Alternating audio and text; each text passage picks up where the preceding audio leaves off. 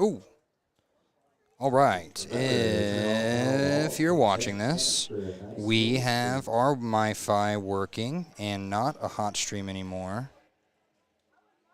So we're going to keep an eye on that. While you were away, apologies for the technical difficulties, there was a hit that got to, or there was a walk that got to first, and now Connor almost hits his second batter of the bottom of the first. So it's going to be a 3-2 pitch, or I'm sorry, a 2-2 pitch, and it's going to be still 0 outs on the board. I wish I knew what was going wrong here. As Bronner gets one, and it stays fair, and that's going to be all the way out to left field. Juan Herrera's got to take a long throw. It's going to get to third, but it's not going to get home, and that means that this is a 2-1 game. The RBI single brings the plate pitcher, number 23, Adam Johnson. So now pitcher versus pitcher here, and Higgy has had better starts during the season than he has so far, but he can get it going here and get back on track against Adam Johnson. Johnson has a similar batting stance than he does pitching stance there. And the throw could go to third, and instead Evan tries to look off first.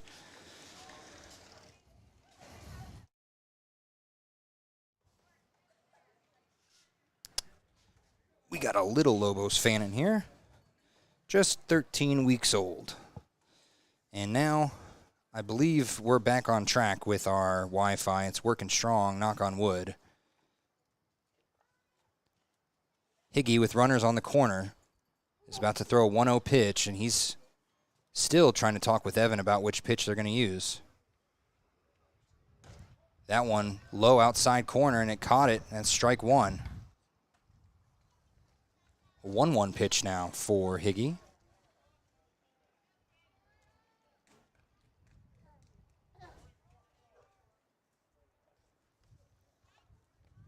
And he's got a very stiff stance, does Adam Johnson.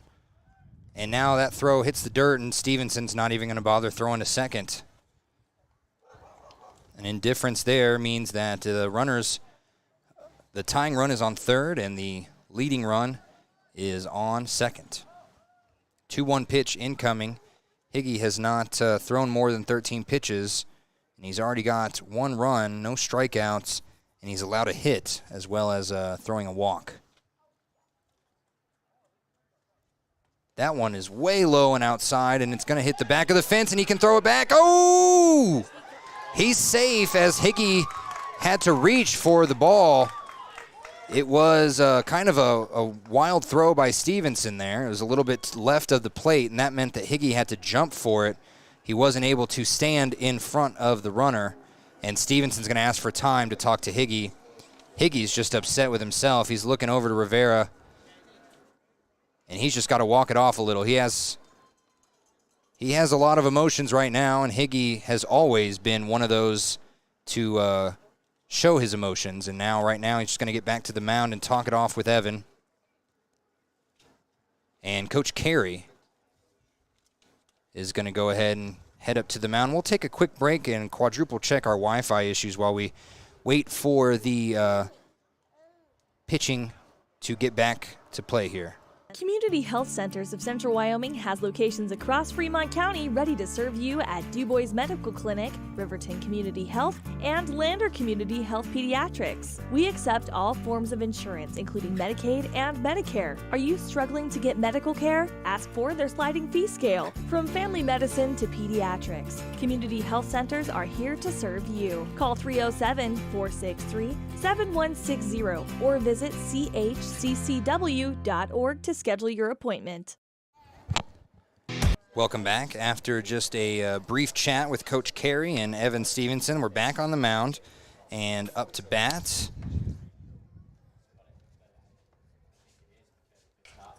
Oh, a good hit, and it goes left, and it goes foul. And the third baseman, Bush, was trying to get a hit there, get taken off the board, and so Adam Johnson's still up to bat. And if you are in Casper and you're for some reason listening to this and not watching the game yourself, there are some bracelets that are made in honor of Coach Reese And that's exactly what everyone's going to be wearing today. And Johnson is going to get that third strike, and Higgy is back on track. Strikeout brings to the plate shortstop number 11, Lane Massapis. And now Lane Massapis. That was Bam's favorite baseball name. Look at how much you just put on her head. Got to put some sunscreen on a baby here. It's easier said than done. And a swing and a miss for strike one. I was going to put her hat on. She didn't really need it on her scalp. Oh, I'm sorry. There we go. She's happy now. It's a rule because if it's not fixated by the manufacturer on the helmet, it's a safety. The throw gets swung on. It's going to go right to Caden Rowan at shortstop. What a catch. Way to go, Caden. Our Gatorade player of the game yesterday just made it known where he's at, and that is the shortstop position. Yeah, because if it was to hurt one of the players, then. So now with 2 outs on the board, Connor can get out of this inning just tied rather than letting anything else happen in a swing on the first throw by Chad Preston.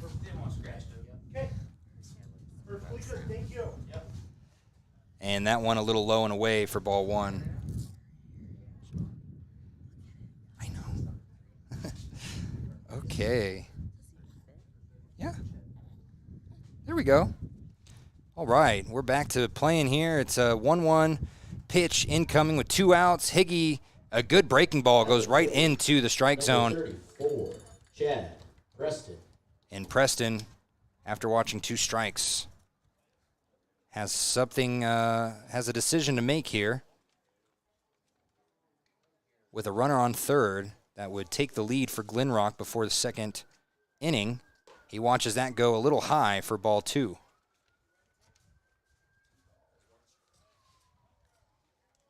A 2-2 pitch now. Deuce is wild all over the board. 2 balls, 2 strikes, 2 outs, and it's a 2-2 game. That one doesn't break as much. It stays high and inside, and now we're at a full count.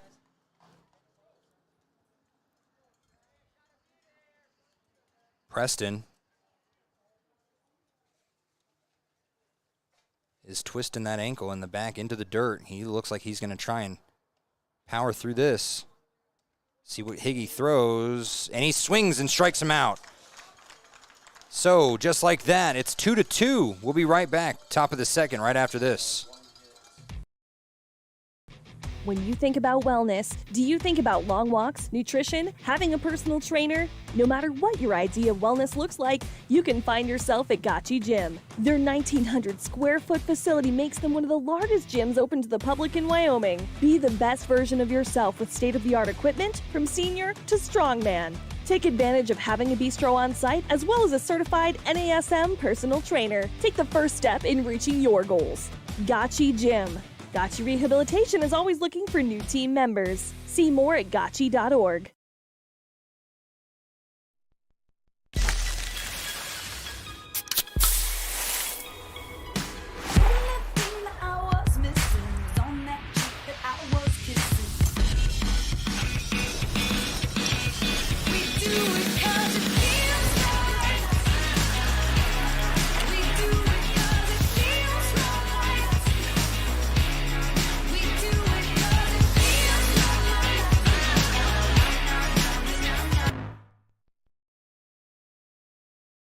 Natural Health Solutions offers treatments for a variety of conditions, along with nutritional counseling, chiropractic, acupuncture, and more. Treatment plans designed individually to optimize your health. Call for an appointment, 856-8181 today. When you purchase your car, do you know if you got the best payment possible? The answer is probably no. Oftentimes, your loan is packed with additional charges that can drive your monthly payment higher than it should be, costing you thousands of dollars more for your car. Hi, this is Patty, and here is your second chance to get the payment you deserve. Visit Atlantic City Federal Credit Union today for a courtesy loan review. We've helped our members save money by refinancing their vehicle with us. Now it's your turn.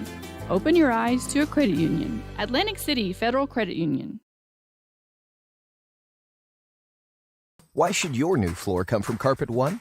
Because we're passionate about the spaces our neighbors call home. We're part of your community, and we're also part of the world's largest cooperative of independently owned and operated flooring stores. So you can be sure you'll get great selection and outstanding value with every installation. Whether it's carpet, hardwood, tile, or luxury vinyl, our experts take the guesswork out of choosing the right floor. We're your local Carpet One Floor and Home, the one store for your perfect floor. Welcome back. It's going to be the top of the second here as Adam Johnson is warming up still. Umpire Julie, umpire T.Y. are sitting there waiting as well. They practice some throws to second. That throw to second didn't get anyone out last inning as Caden and Ben both were able to steal second even though the throw was made in time. Now the plate, the top half of the second. Number 7, seven hole, left fielder number 25, Hunter Velarde. And yes, Hunter Velarde up to bat to his song. What's up? Yeah. Hunter is looking at a bunt first, and he does not get the ball. Carrying her upstairs is like carrying a 10-pound weight upstairs. She's almost 13 pounds here in my hands, so Velarde now getting some practice swings in. After the failed bunt attempt, he gets contact on that one. Pop fly inside the field, and Adam Johnson gets it pretty easily there.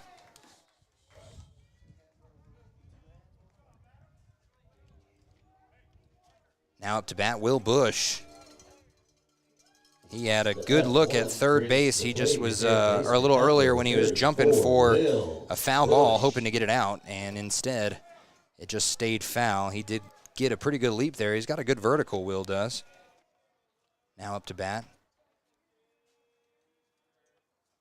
And he watches that go way outside for ball one. Johnson so far has done pretty well on the mound. Even though it's a 2-2 score, they both have done pretty well. He's got 1 strikeout. He's allowed 3 hits, and he's only thrown 30 pitches. 16 of them have been strikes, and that one would have been a ball, it looked like, but he fouled it right, and that will be strike 1.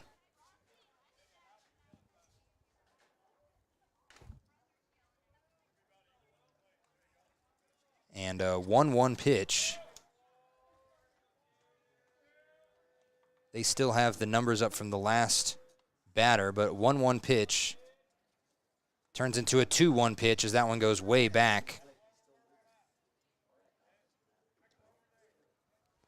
And the coach for Glenrock beats the umpire out here,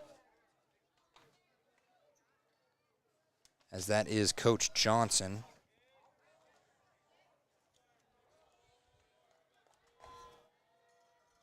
Will gets that left foot back. He's going to take a step forward and swing on that pitch. It goes right to second base. The throw is in time. Hit the dirt first, and he still got it. And so it just like that, 2 batters, 2 outs in the top of the second in a 2-2 game. Up to bat now is Josh Benz. Your second baseman, number 43, Teddy Rivera. I was looking backwards on the game changer. It is Teddy Rivera, my bad. Teddy blessed me and everyone else in a Lander jersey today. He and his family with their, I believe they call it smudging. That one was low and outside for ball 1.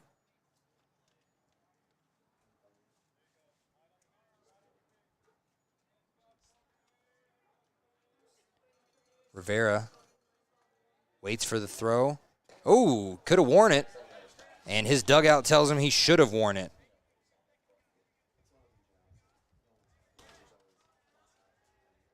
1-1 pitch. I'm sorry, 1-0 pitch now as Rivera had to back away. Now he's watching as Johnson fires that one outside for ball 2. Johnson's got a very unorthodox throwing movement with his leg. He just kind of stands there as he digs his foot in the mound now. There he is. He stands with his foot back. Never really brings his leg up in the air that much as he kind of small steps it forward. And that was ball 3, I thought, but ball 4 it is. Brings to the plate, extra hitter number 22.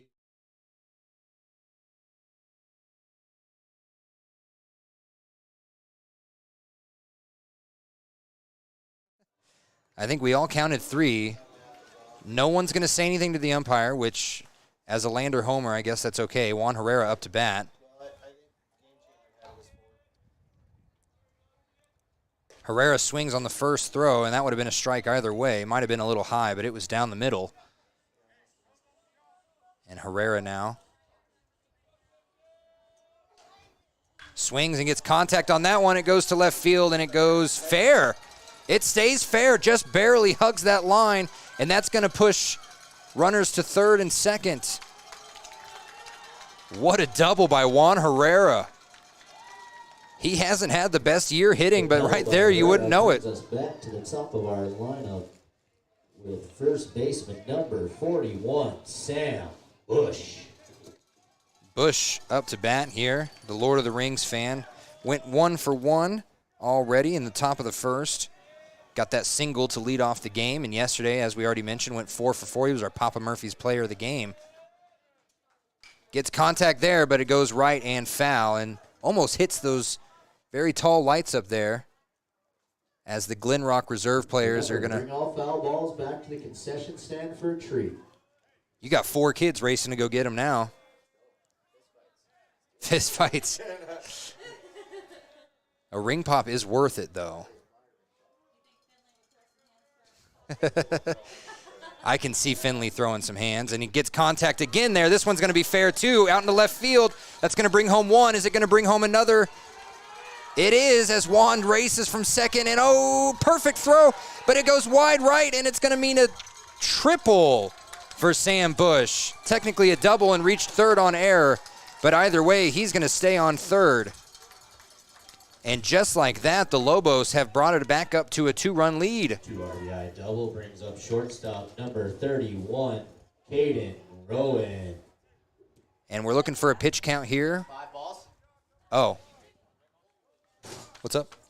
Oh, I thought you said Dad. Now up to bat, Caden Rowan. And that one was low and outside, and it caught the outside corner for strike 1.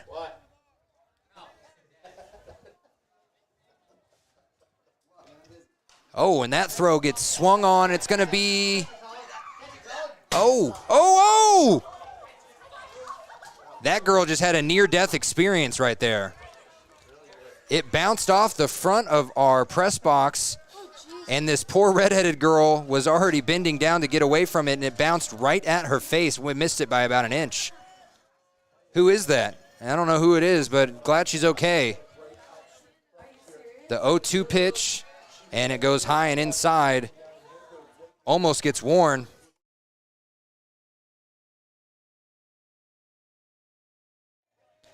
Glad to know she's okay. Oh, and Caden, I thought he was going to wear that one. Instead, it's a 2-2 pitch incoming.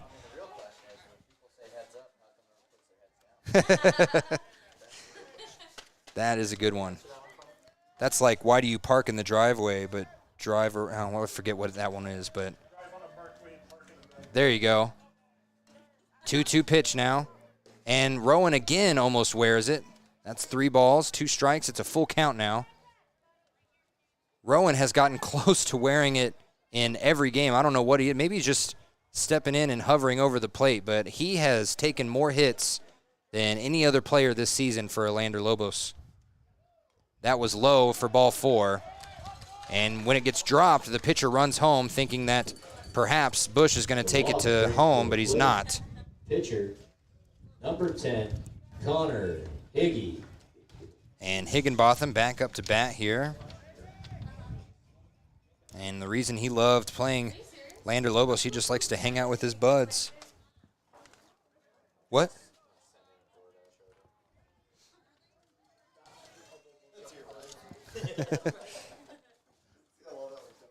And Higgy with runners on the corners readjusts his gloves here, and the umpires are getting some extra balls. I know we're hitting fouls, but we're bringing him back. I could have sworn that he had enough balls to wait. He's got a lot now. Take that as you will. Higgy stands in the box. The run to second is going to be trying to get picked off, and that was a questionable call by umpire Julie, and I'm a homer. Does he have to touch him with the glove, or does the... Yeah. Okay, so his foot was on the bag, but he just had to make sure he touched him first, and he did not get that done. So Rowan is on second. These Glenrock players could learn to swipe just a little bit more on first and second. That ball was low for ball 2. I'm looking at the scoreboard, then I look at Game Changer, then I reach the game again, and now we're back up. And Hickey's just going to wear that one right in the middle of his back, and he's going to get a dap up by the pitcher. That was not meant to be a hit. Catcher number 55, Evan Stevenson. And Stevenson can redeem himself for striking out in the first inning with bases loaded, and Johnson's going to get a talking to from his coach and his catcher here. And I doubt they're going to take Adam out. I think they're looking at the mound. He keeps digging his heels into the mound. And, yeah, Coach Johnson's going to look at it. We'll take a break. We'll be right back with the rest of this top of the second right after this. Is Bailey Enterprises. For over 50 years, Bailey has become the name you can trust. With Pit Stop Travel Centers, you can fuel up and stock up on trip snacks at locations all over Fremont County. You can also put your trust in Bailey Tire and Auto for service to keep handy for those times when your luck runs out on the road. Refresh at the Speedway Cafe with a dine-in meal or a round of carry-out with a variety of specials to keep you going. Go with Bailey.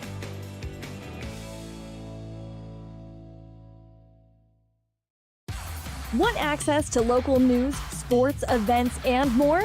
Download the WYO Today app. Now available on all platforms. Stream your favorite radio station, submit something to buy, sell, or trade for deals on the dial, or view contests and special coupons. Better yet, the WYO Today app is the best way to access free HD video of Fremont and Hot Springs County athletics. It's all at your fingertips. Head to your app store or visit wyotoday.com to download the WYO Today app now. Welcome back as we are talking about the giant trench that Adam Johnson has dug into the mound here. And Evan Stevenson watches first pitch go ball there with 2 outs on the board. And Stevenson with the runners on base almost wears that one. He had to lean back just a little bit, like Fat Joe used to say, and now we're walking a 2-0 pitch here. He did used to say that. I don't think Fat Joe really sings that anymore, and he gets contact, and that one's going to be towards left field. He's going to reach for it. It drops. That's going to be 1 RBI, 2 RBI. Connor's going to go home, and he's going to get there. And just like that, a 2-run lead inflates to a 5-run lead. I had to do quick math there. 2 RBI. 3. Double brings to the plate center fielder number 18, Ben Shady. And that was 3 runs that got brought in. Yeah, the bases were loaded there. Correction, 3 RBIs. So it's 7-2. And Shady up to bat with Stevenson already taken off for third. They're going to try and pick it off, and he can't. What? You didn't know what a walking taco was. I had never eaten a walking taco before I moved to Wyoming.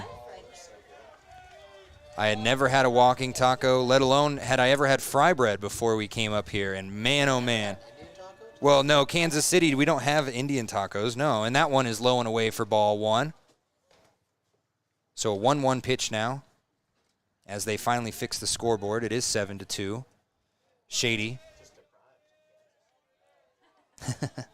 We have barbecue in Kansas. You guys don't have nothing here.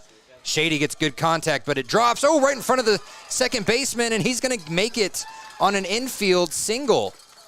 You don't see those very often. The second baseman had put his glove out, and instead of cupping it with his palm up, he tried to catch it with his hands, with his fingers up, and it just dropped right in front of him, and the second baseman is a little upset with himself. Number 45. Throws his glove on the mound. And that is Bronner out at second base. We didn't see him make very many mistakes when they came to Lander for the Father's Day tournament.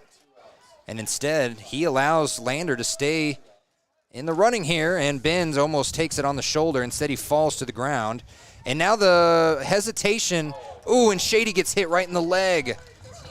Oh, That was just a very hectic play overall in general as Stevenson runs home and makes it an 8-2 game. The hesitation to throw to second was, I believe, because the ball was caught. It wasn't a dropped or it wasn't a wild throw, and Shady was already on his way as Shady takes a bow to the first base coach, Ryan Carey. And so Benzie with a 1-0 pitch now gets a little contact, but it's going to stay strike. So a 1-1 pitch, and Shady goes back to second. Yeah, what a hectic play, and it all ended with that ball getting thrown right into the thigh of Ben Shade. And those hurt. And that one's outside for ball 2. I don't know what would be worse, taking a hit in the back on the batter's box or taking that throw to the thigh while you're running. You get a dead leg, that's one thing. 2-1 pitch. He swings at that one, make it a 2-2 pitch. With 2 outs, we got Deuces Wild.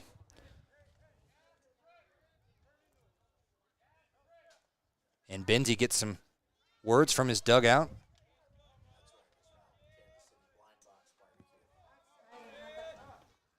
And that's low, and it bounces up over the catcher, and it's going to lead to Ben Shady going to third.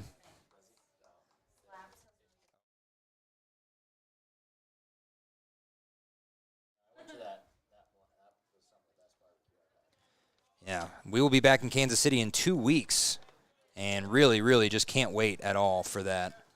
We've got barbecue on the way for each night that we have. A full count is incoming for Benzie, and that's going to lead to a walk as that one was way outside, and it was actually dropped.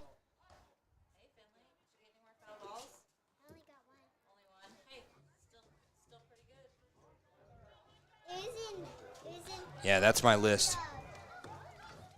And now up to bat, Hunter Velarde. Walk brings up left fielder, number 25, Hunter Velarde. You can use those if you want. Nope, other way. Here, just like that. And that one, he almost wore it. And every time that a player could get hit, seems like their teammates want them to get hit. Hunter Velarde's favorite movie is Black Panther. I told him the second one wasn't that good. He almost hit me in the face. That one's low and outside for ball 2.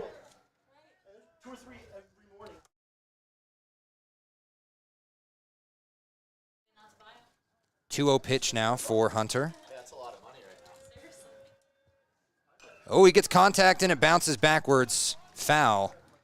That was a strange hit. It barely caught the ball and ended up bouncing backwards. Hunter was walked his last time he was at bat. Now he's looking at a 2-1 pitch. That was Finley hitting a button on accident, and it's okay. It's 2-2.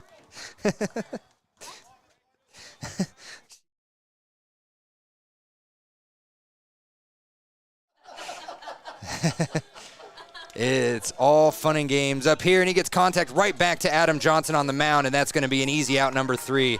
And that will be worthy of a, and now we'll do it. We'll be right back after these messages from a word from our sponsors.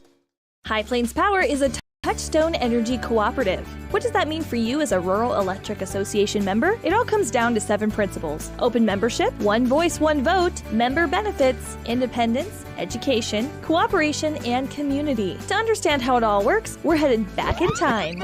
In 1879, electricity was in major cities, but rural areas were out of luck. In 1935, President FDR made it possible for companies to build power lines to unserved areas. By the time we hit 1941, some 400 electric co-ops had been organized to serve rural America, just like High Plains Power. For more information, visit highplainspower.org. Riverton Blowdorn Lumber is proud to support youth sports. Experience the Blowdorn difference. Quality products, design, delivery, and expert service. Blowdorn Lumber, 1202 North Federal in Riverton. Blowdorn Lumber. Why should you choose Lander Medical Clinic or Western Family Care for your health care? In addition to 4 locations in Fremont County, they also provide telehealth. Telehealth can be your go-to answer when you're out of town, on the road, or just can't get to urgent care. All you need is a good internet connection. To schedule a telehealth appointment, call 332-2941 today. That's 332-2941. Lander Medical Clinic and Western Family Care. With telehealth, they're putting your health first every time. Are you a caring person that wants to help but not sure where to go? Wyoming Senior Citizen Inc. is looking for caregivers across the state. Call 307-856-6880 to find out more information. They would like to wish all Fremont County athletes good luck this year. Welcome back. It's the bottom of the second here. Higgy's getting some practice throws in. And up to bat next, I believe up to bat next is going to be Preston, is it not? Oh, it's Cameron Ness up to bat next. I was reading the number of the dugout there as we hear some Miley Cyrus.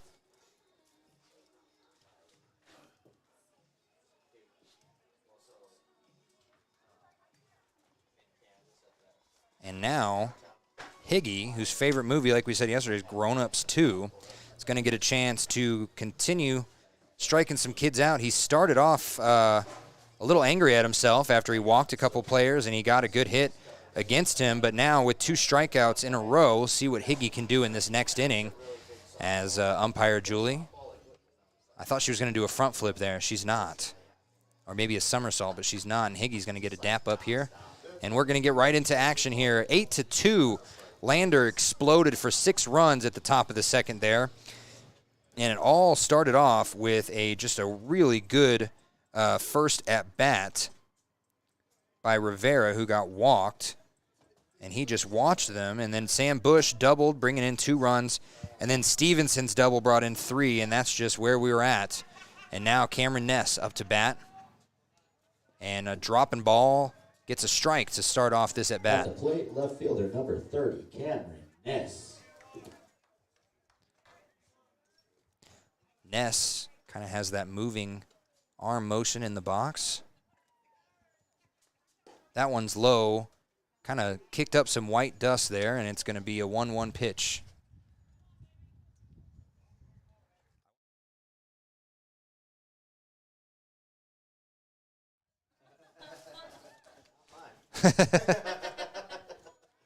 The 1-1 pitch, and it gets swung on. It was a little high, but he got it for strike 2. And Ness doesn't want to start off this inning with a strikeout.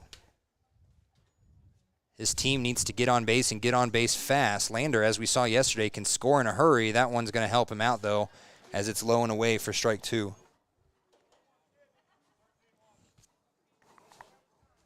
We got a tired baby up here. 2-2 pitch now. The windup, the throw, it was down the middle, but it was down more as it. And they're saying that was ball 3. Ball 4, but I had ball 3. Oh, he did. That must have caught the bottom lip. I didn't see the hand signal either. So a strikeout. This umpire doesn't move his hand very far.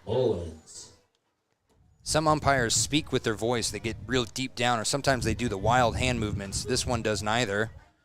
And he gets swung on there for strike 1 as Matthews is up to bat. Dayton Matthews looking at a 1-0 or a 0-1 pitch now.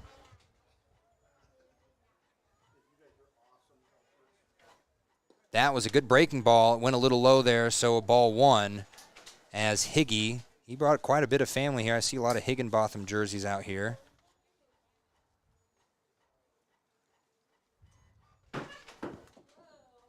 Losing some baseballs up here, and Higgy doesn't get that one to break. It goes high and inside for ball 2. Matthews had to duck a little there.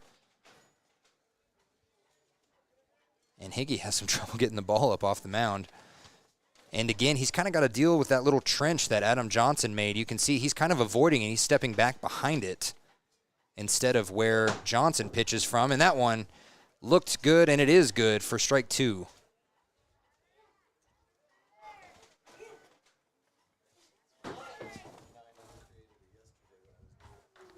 Higgy is a big fan of cheeseburgers. We had one this morning. I don't know if he would have liked it nearly as much as I did. That one's going to be high and outside for ball 3. We have inflated this to a full count. 3-2-1 on the board. 3 balls, 2 strikes, 1 out. Glenrock desperately needing to put someone on base if they want any chance of getting 6 runs to tie this game up. Beautiful weather out here as well. And that one is low and inside, and that's going to be ball 4. So Connor has now walked another batter. That is his second. Right fielder, number 20, Luke Rainey. 25. And 25.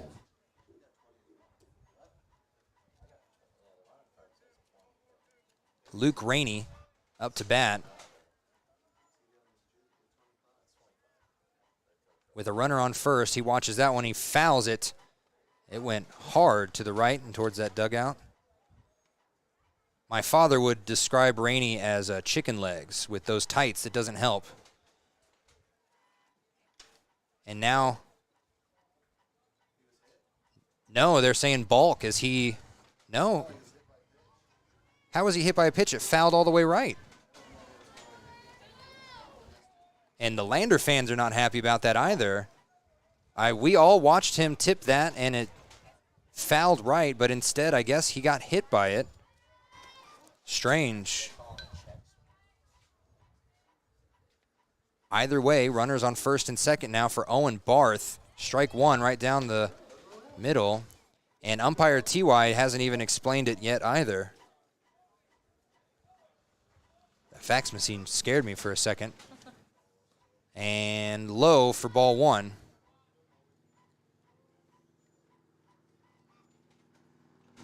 My age might be the last generation to know what a fax machine sounds like and how to work it. I'm younger than you. I know how to work. Oh, do you? Do you know how to know it? Yeah? Congrats. Barth with runners on first and second, a huge leadoff off second. That one goes breaking low and away for ball 2.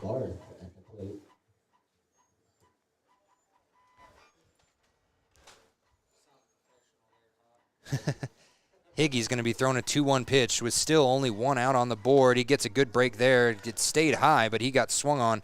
And Barth, number 68, swung on it a little bit too hard. It's going to be a 2-2 pitch now. Barth is the only one with no name on the back of his jersey, so you got to watch his number. And that's going to be good for strike 3. So out number 2 comes off of Connor Higginbotham's 4th strikeout. Leadoff batter, center fielder, number 24, Jace Enders. And Jace Enders, a left-handed batter, one of the very few left-handed batters we have in this state tournament, up to bat. Enders was walked to begin the first inning, and he watches that one go low for ball 1.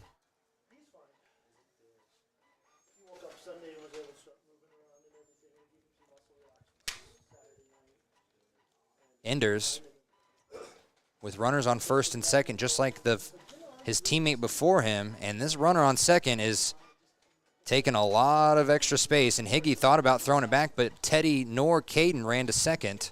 So he's just going to step off the mound. He's not going to get very many opportunities to do that. And now Caden kind of takes a step towards, and that one gets contact left, foul. It's going to hit the bathroom. Remember, return all foul balls for a ring pop. Ring pops are expensive. Ring pops are very expensive.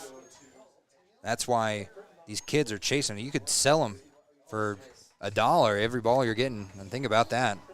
Little entrepreneurs down there, maybe. A 1-1 pitch now. He gets contact again, and again it goes foul and back left. Again, What? There's another ring pop, yeah. Please return that to the concession. Can you go get me a ring pop? No. I will hold the baby if you bring me a ring pop. So now a 1-2 pitch, and Connor can get himself out of this jam he put himself in. And he gets it there with strike 3. 2 runners left on base for Glenrock. And I don't think Higgy knew that was out number 3. And we'll be right back after this with the top of the third. Lander's going to look to get some more runs on the board. Clocking in or collecting a paycheck. We are a network of caring professionals who want to be here, dedicated to serving our communities. We are Sage West Healthcare, our 2 campus hospitals in Riverton and Lander. We take pride in our region, our people, and our communities. Located in beautiful central Wyoming, filled with natural recreation in our own backyard. We are neighbors caring for neighbors, a community caring for its own. We are Sage West. We are recruiting the best, like you.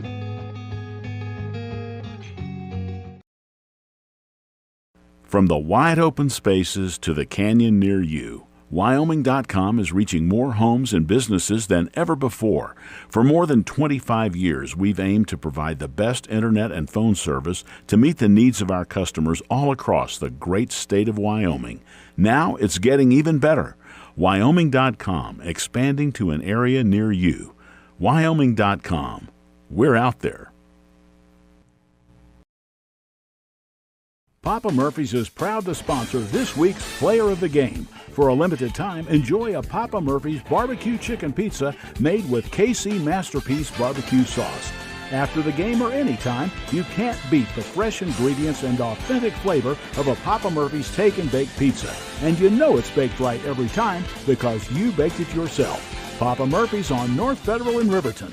Drop in or order online at papamurphys.com. Go Wolverines! Living well isn't just about things. It's about the things that matter. Your family, your friends, and your health. For decades, Sage West Healthcare has been committed to improving the health and care of our communities. Today, we're investing more in our communities, in our people, in advanced medical technologies, and in specialized facilities, so access to better care is close to you and the things that matter most. Sage West Healthcare. Be well, live well. That's why we're here. Gourmet pizza in a flash. Papa Murphy's on North Federal in Riverton makes your pizza to order. Order online at papamurphys.com or in store. Delicious, fresh-made pizza just the way you want it. Papa Murphy's is a proud supporter of local student athletes. Welcome back. We did get clarification. If I sound out of breath, it's because I ran down to talk to the umpire. So the foul from earlier actually went off the catcher's glove, so he ran to second, or he ran to first. I'm still unsure about the actual call because he didn't explain it very well, but he did let me know that it was a legal hit. Did we ever get an understanding on the sliding head first? With the, but only if you have the cheek? It has to be installed by the helmet. Okay. So we did find out also if you're a hitter and you have the cheek protector and you slide head first into any base, that is an automatic out, and it's a safety issue. And we had that issue a little bit earlier. Look at how fast Finley is. You got a track star on you.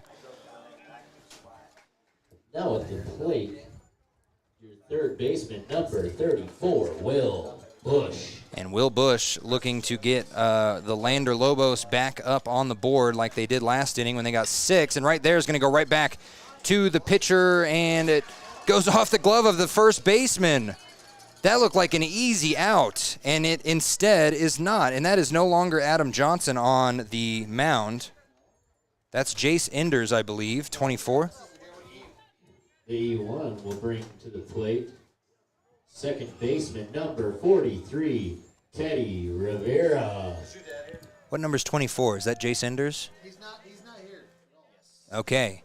We'll be right with it with our CWC pitching change as Enders has started off this third inning. We didn't see that as we were kind of talking to the ump. They must have mentioned it up here to the crow's nest. So we'll see where Adam Johnson moved to, but Enders is on the mound. He's a left-handed pitcher as well, and right there is high for ball 2 against Teddy Rivera.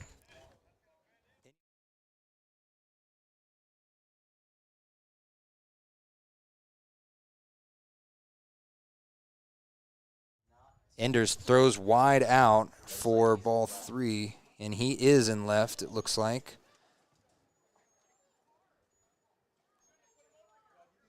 Yes, so Adam Johnson moved to left field. Number 30 moved to center field, and Enders moved to the mound, and he's just throwing 4 balls in a row to get Teddy Rivera on a walk. Extra hitter, number 22, Juan Herrera. And Juan had a huge hit in the last inning, and that is one of the main reasons they're up 6-0. See what he can do now with 2 runners on base. Juan, we don't get to talk about Juan's favorite stuff very much, but that one, ball 1, Juan's favorite food, I make fun of him for this all the time, is boneless buffalo wings. That's just chicken nuggets. Glorified chicken nuggets there. And there, he almost wore it on his knees. Instead, it's going to be ball 2.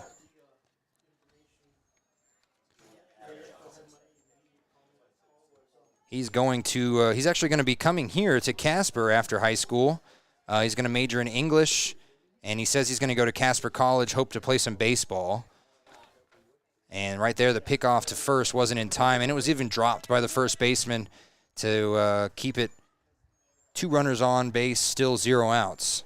Juan Herrera looking at a 3-0 pitch now.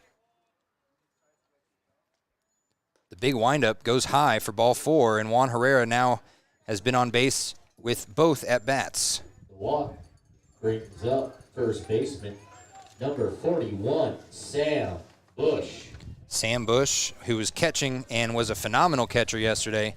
He had a pickoff at second from home, and that was just totally normal for Sam. He's got an arm on him, and we'll see what he can do with the bases loaded, no outs on the board. Takes a swing at the first pitch, and it goes foul. Back here towards my car. Sure to return that flying ring pop to the concession stand. If that hit my car, we're in trouble. And I will make Sam pay for it. I know his family. And he's got that one down to third, and it goes right past the third baseman's glove. That'll be 1 RBI. That'll be 2 RBIs as the throw to the catcher wasn't picked up, and now Herrera gets to third. And so a 2 RBI single. That 2 RBI single by Sam Bush brings up shortstop number 31, Caden Rowan. Caden walking out to Gasolina, the same song he walked out to last year at the state tournament.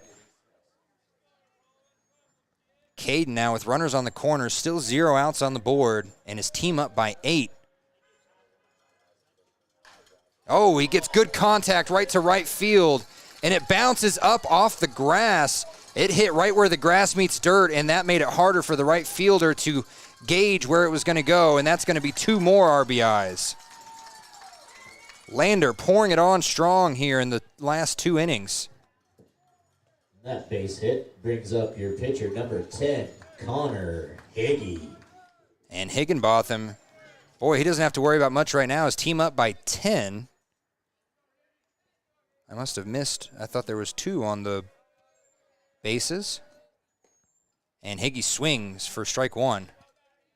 It is 12. I don't know why Game Changer was late, but the scoreboard was right. So it's 12-2 and 1 strike now. Still 0 outs on the board, and Higgy's got Caden on second. Oh, that was high and close to his shoulder for ball 1.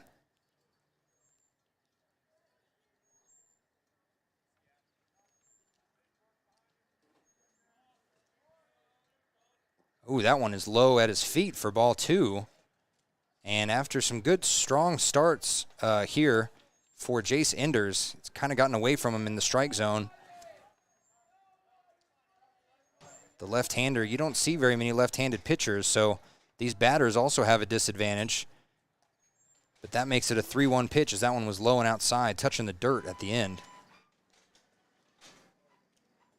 Enders only at 15 pitches so far.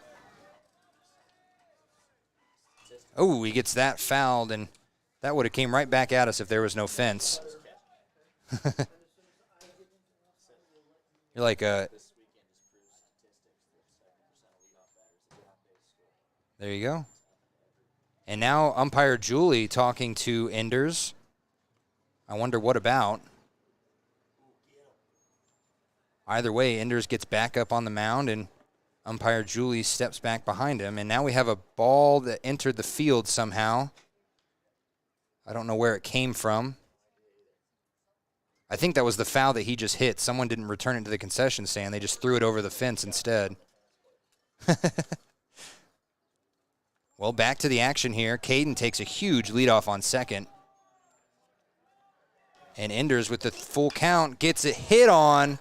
And Connor goes right to left field. Caden never tagged the base. And he never didn't. He needs to get back to second base. The ball was thrown past second base. And oh my goodness.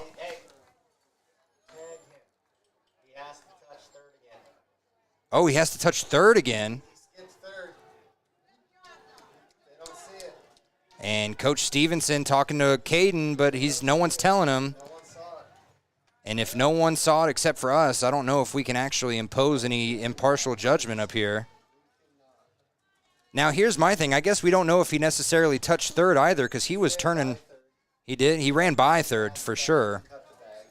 Either way, Rowan is lucky to stay on second as Evan Stevenson is up to bat with one out on the board.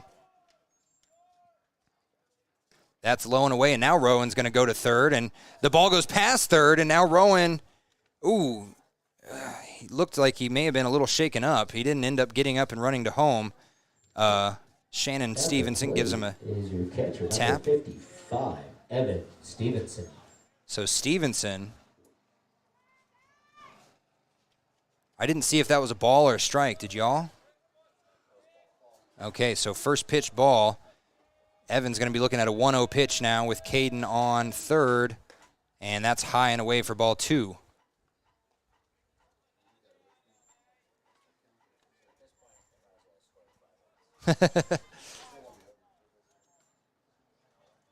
And yes, just a reminder, if the lead is up 15 by the end of this third, which it could be after this, that's a high ball. It's deep.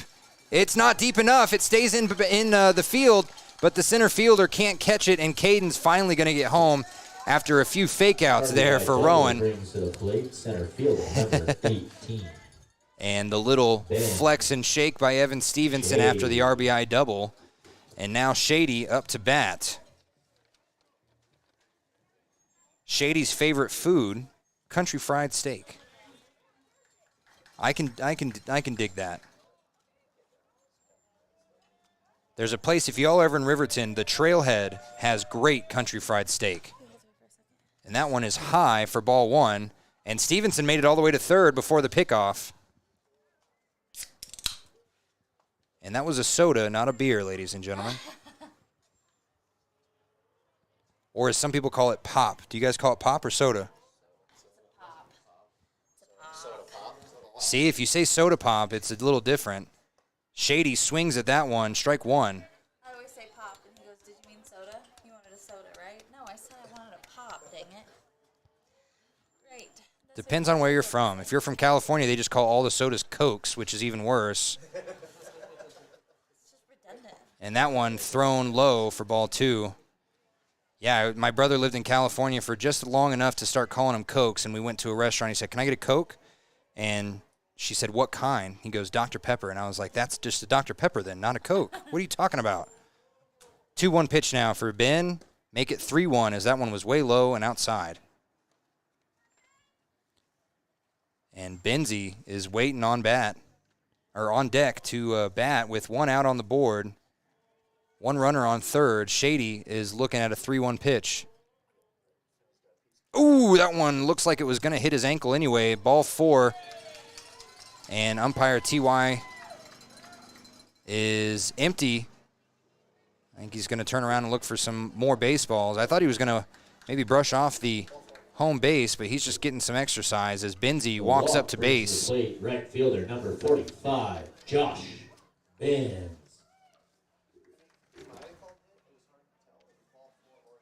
Yeah, either way, he's going to be on first. And now runners on the corner for Benzie with one out on the board.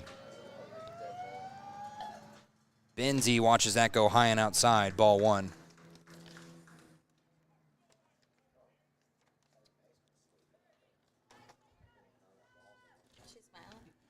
No. Benzie, there's just some time taken in between pitches now as Enders is starting to get a little loose. He's at 26 pitches. Currently, 9 of them have been strikes. And now the quick throw to first, and boy, what a grab by the first baseman there to keep that from going. That's Chad Preston. Preston was able to get a glove on. Otherwise, that would have been an easy run home for Evan and an easy run to second for Ben. Now swung on by Benzie. He's going to make it a 1-1 pitch. It was a little outside. Benzie reached.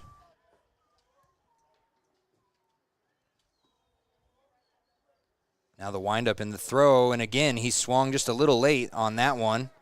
Make it a 1-2 pitch. Benzie's getting words of encouragement from his team here.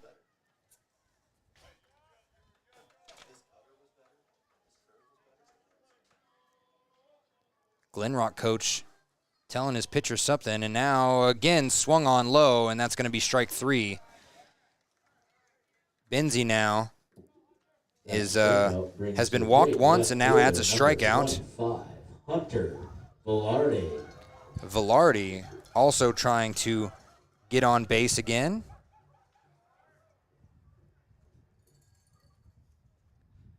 Velarde a little bit earlier was he grounded out, and then he was walked in the first inning.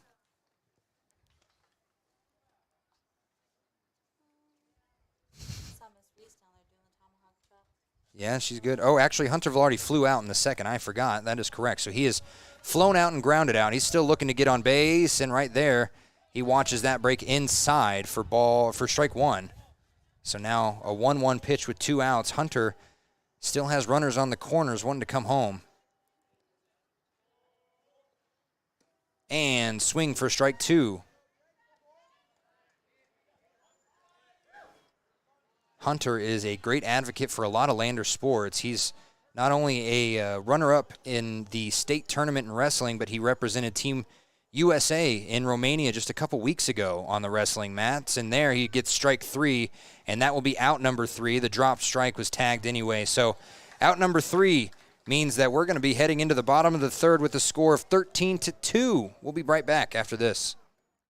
When repairs are complete after a collision, you expect your car, SUV, or truck to look like new. That's the service you'll receive at Stork Auto Body in Riverton. Professionalism and meticulous attention to detail. You can depend on Stork Auto Body, 841 Miniweb Avenue, Riverton. For decades, Sage West Healthcare has been committed to improving the health of our communities. Today, we're investing more in our communities, in our people, and in advanced medical technologies, so access to better care is closer to home. You need an oil change, but you don't have a lot of time. Expressway Lubes on South Federal in Riverton and Highway 789 in Lander provide a fast, professional lube, oil, and filter change. Expressway Lubes, locally owned and proud to support our local student athletes.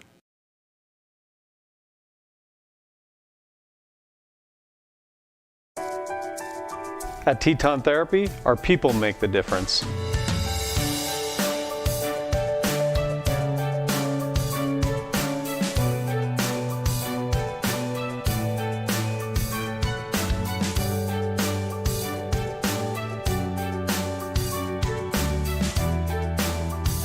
You can live pain-free.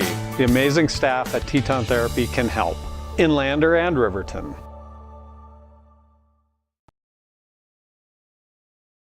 Central Wyoming College now offers Bachelor of Applied Science degrees in Early Childhood Education and Organizational Management and Leadership, with an emphasis in outdoor education, tribal leadership, or business and entrepreneurial leadership. CWC offers 3 ways to learn: online, virtual, and in person. Learn, grow, lead, and advance at Central Wyoming College. CWC is leading the way with expanded programs in the Bachelor of Applied Science degrees. Some say healthcare is a calling. Taking care of others. It's who we are. It's what we do. And what we love. For decades, Sage West Healthcare has been here. For the expected and the unexpected moments in life. As one of the region's largest employers, we're investing in our communities through donated services and charitable contributions. We're investing in our people, technologies, and facilities, so better care is more convenient and available to everyone, right here, close to you and the things that matter most. From maternity through maturity, from pediatrics to primary care, we're making a difference by improving life and health in our communities we love. Sage West Healthcare. Be well, live well. That's why we're here. Welcome back. We have a CWC pitching change. Caden Rowan is moving on to the mound. Connor Higginbotham is moving to first, and Sam Bush is moving to shortstop. So with every pitching change, just want to bring up the fact that CWC now offers 4-year bachelor degree programs in the degree of applied sciences. They also still have their 2-year associate degree programs. And if you want to learn how to earn either of those degrees from the comfort of your own home, be sure to visit cwc.edu. Central Wyoming College, make your way out here. So a 13-2 game, and Caden Rowan's going to throw a straight ball, no curve whatsoever. It's going to go a little low, as up to bat first is Braxton Bronner, I apologize. And now make that a 1-1 pitch as that found the strike zone. He throws down quite a bit, whereas some pitchers kind of have a sidewinder or they kind of rotate their arm. He goes straight over his head, and he gets a swinging strike there for strike 2. He throws a gnarly fastball and a good dropping ball. His changeups are pretty fun to watch as well, as Evan Stevenson gives him another catch, and that one is going to go off of Stevenson's glove for ball 2.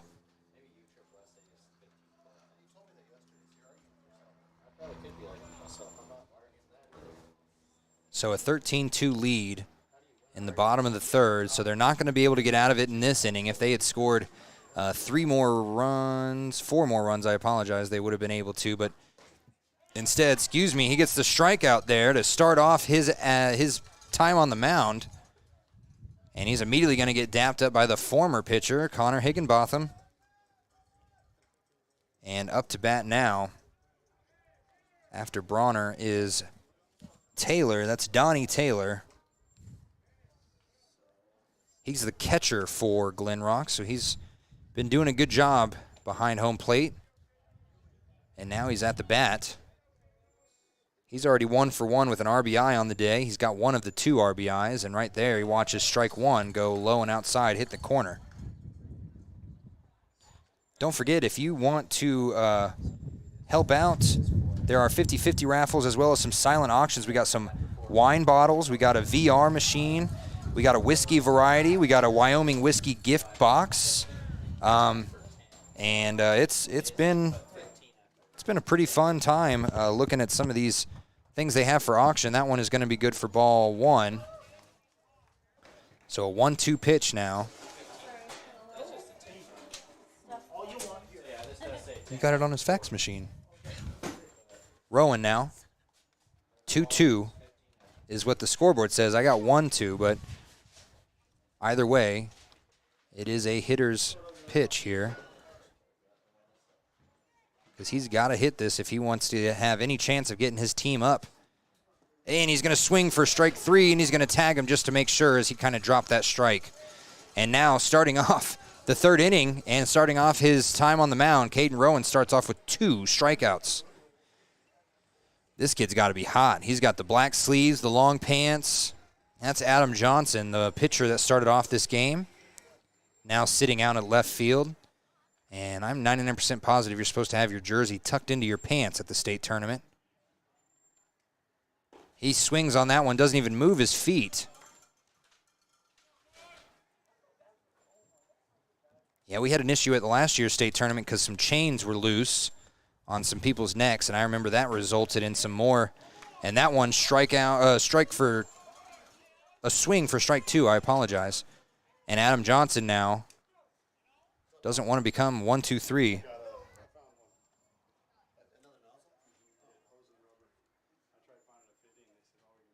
He swings again for strike 3. And wow, Caden Rowan couldn't have started off any better. Only tossing 12 pitches, 9 of them being strikes. We'll be right back with the top of the 4th after this. A well-drawn-up game plan can be the difference between wins and losses. The same can be said about your mental health. Making a game plan to talk to your children can make a huge impact on them and help make them feel supported and listened to. The good news is, this winning game plan isn't hard to implement. All it takes is you starting the conversation and being ready to talk. If you need helpful resources and tools, you can visit FremontCountyPrevention.com. Wyoming Community Bank is ready to serve you. Stop in at any one of their branches located in Riverton, Lander, and DuBois. A bank that is owned and operated by the locals of Fremont County. Wyoming Community Bank. They're here to help you.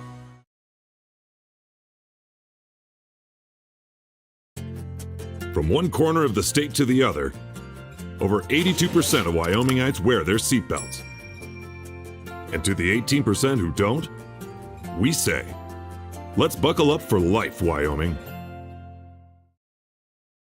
At some point, everyone is a pedestrian. When you're driving, yield to pedestrians. Wear light clothing. Walk on a pathway instead of the road. Look out for pedestrians. Avoid distractions like your phone. Look out for pedestrians, they're everywhere. We are the Wyoming Indian Lady Chiefs. We need you in our stand. Visit Lander Gambles to make your home feel like new. They will beat any competitor's price. Stop by to speak to one of the sales agents or visit LanderGambles.com. Lander Gambles will help you find the perfect product that fits your budget and lifestyle. Lander Gambles, 420 Main Street, Lander, Wyoming.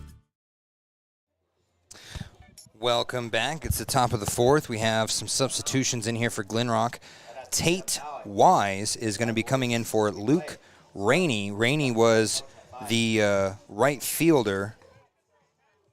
Is it Paney or Rainey?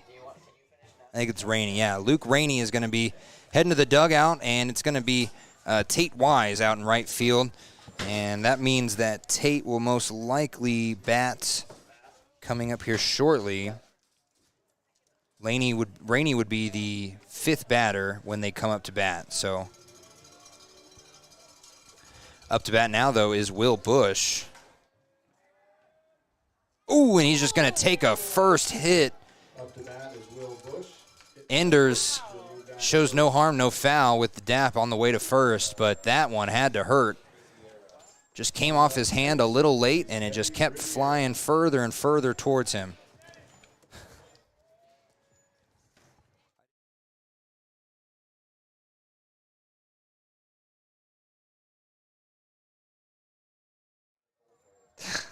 His pants will look their skin. Teddy Rivera now up to bat. And, yes, we have some short shorts on a Valor player over there.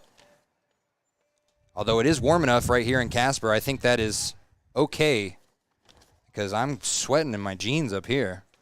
As that throw was a ball, and then it was tried to picked off on first. It was a little late. The catcher did have a good throw, just a little behind. Enders gets contacted from Rivera. It's going to go right, and it's going to go foul. Good job by Bush to stay on first. It was a little worrisome there at the beginning, but when it started to lean more foul, I think he was smart to stay on base. Right fielder had an opportunity if he had sprinted like a madman to it, but instead it's going to be a 1-1 pitch now for Teddy Rivera. He gets that one to be a strike. That fell right into the middle of the strike zone. Make it a 2-2 pitch.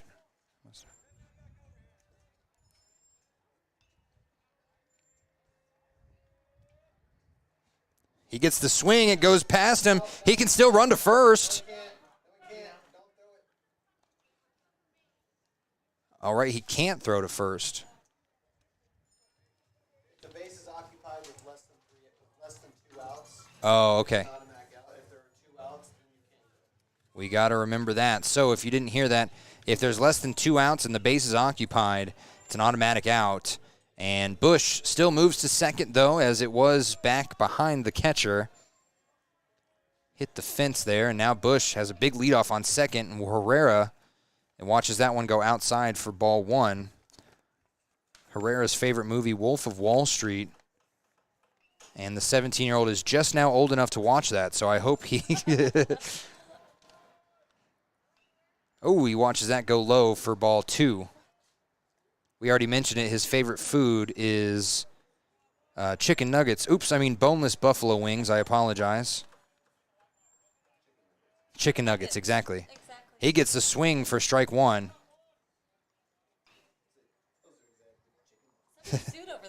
Yeah, Buffalo Wild Wings had to just pay a lawsuit and change it because someone claimed they were chicken nuggets, and they said, no, these are boneless buffalo wings. They ended up paying out, and now all their menus say chicken nuggets instead of boneless buffalo wings. There you go for strike 2. I don't think so, yeah. Well, Buffalo Wild Wings is known for their wings. And Enders is done pitching. He didn't even wait for his coach to say it. He just handed him the ball. He said, I don't want to do this anymore. And that brings out the CWC pitching change once again.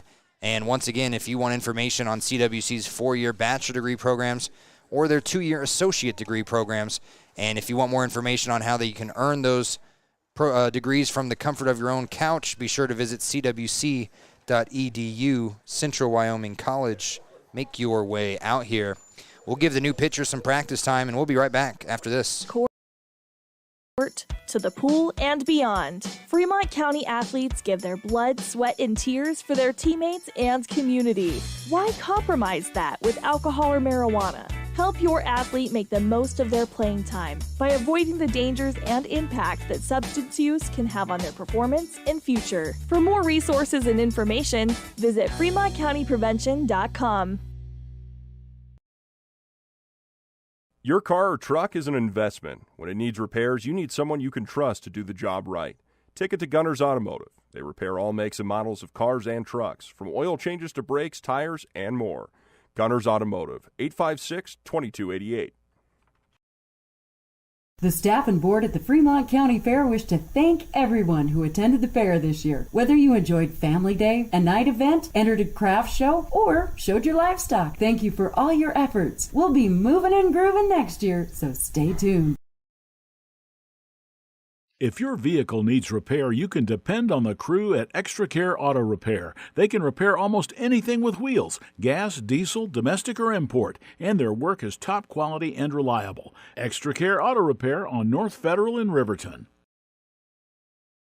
Community Health Centers of Central Wyoming has locations across Fremont County ready to serve you at DuBois Medical Clinic, Riverton Community Health, and Lander Community Health Pediatrics. We accept all forms of insurance, including Medicaid and Medicare. Are you struggling to get medical care? Ask for their sliding fee scale. From family medicine to pediatrics, Community Health Centers are here to serve you. Call 307-463-7160 or visit chccw.org to schedule your appointment.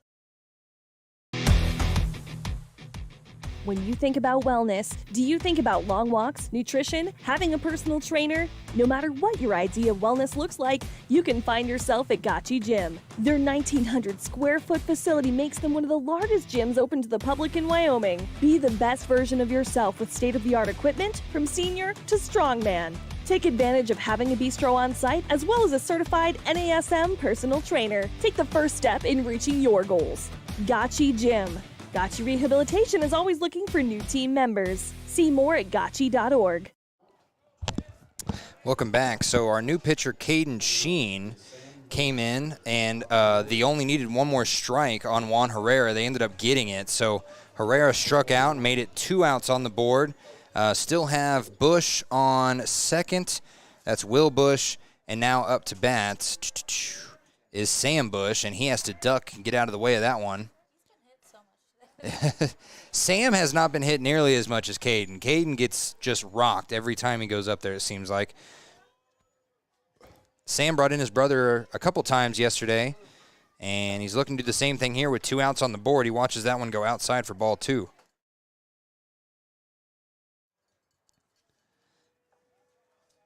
Sam now with a 2-0 pitch incoming. His team up by 11.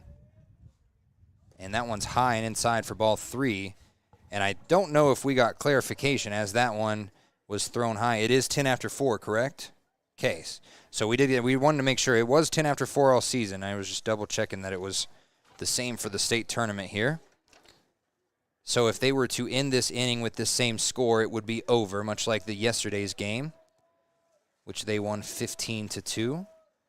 And that's low for ball 4. So Sheen starts off his time at the mound with a strikeout with 1 strike and then 4 straight balls. And now up to bat is Caden Rowan. Following that walk, we'll have Caden Rowan, number 31, coming up to bat. Favorite movie is Benchwarmers, and if you ever meet Caden Rowan, you can see that personality of a Benchwarmers fan right there. His mom's going to kill me, but that movie is totally him. Oh, he gets contact on it, but it goes back and foul. And that movie came out literally the same year that, Caden Rowan is 2 years younger than that movie. He's 15. That movie came out 17 years ago. And the throw breaks outside, and it's going to be ball 1. Sheen has kind of a extended throwing pattern. I don't know how to explain it, but it seems like the ball should come off his hands faster than it does. Big windup. Oh, and he fouls it right into his own shin. Or his thigh. Did he get in his thigh? And again, I told you Caden is a magnet for baseballs. Ooh, he's already limping a little. I don't know where it hit him, but that kid has more bruises the size of baseballs than anyone else in this entire state right now.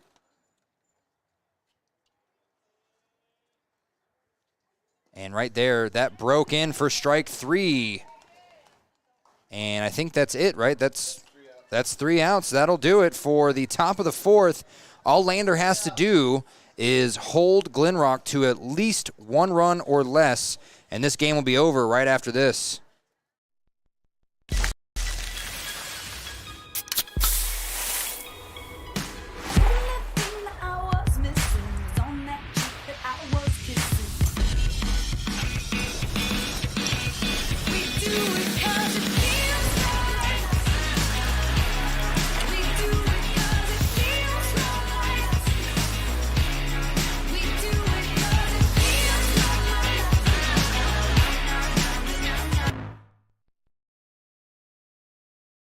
Natural Health Solutions offers treatments for a variety of conditions, along with nutritional counseling, chiropractic, acupuncture, and more. Treatment plans designed individually to optimize your health. Call for an appointment, 856-8181 today. When you purchase your car, do you know if you got the best payment possible? The answer is probably no. Oftentimes, your loan is packed with additional charges that can drive your monthly payment higher than it should be, costing you thousands of dollars more for your car. Hi, this is Patty, and here is your second chance to get the payment you deserve. Visit Atlantic City Federal Credit Union today for a courtesy loan review. We've helped our members save money by refinancing their vehicle with us. Now it's your turn. Open your eyes to a credit union. Atlantic City Federal Credit Union. Why should your new floor come from Carpet One? Because we're passionate about the spaces our neighbors call home. We're part of your community, and we're also part of the world's largest cooperative of independently owned and operated flooring stores. So you can be sure you'll get great selection and outstanding value with every installation. Whether it's carpet, hardwood, tile, or luxury vinyl, our experts take the guesswork out of choosing the right floor. We're your local Carpet One Floor and Home, the one store for your perfect floor. A proud sponsor of this broadcast is Bailey Enterprises. For over 50 years, Bailey has become the name you can trust. With Pit Stop Travel Centers, you can fuel up and stock up on trip snacks at locations all over Fremont County. You can also put your trust in Bailey Tire and Auto for service to keep handy for those times when your luck runs out on the road.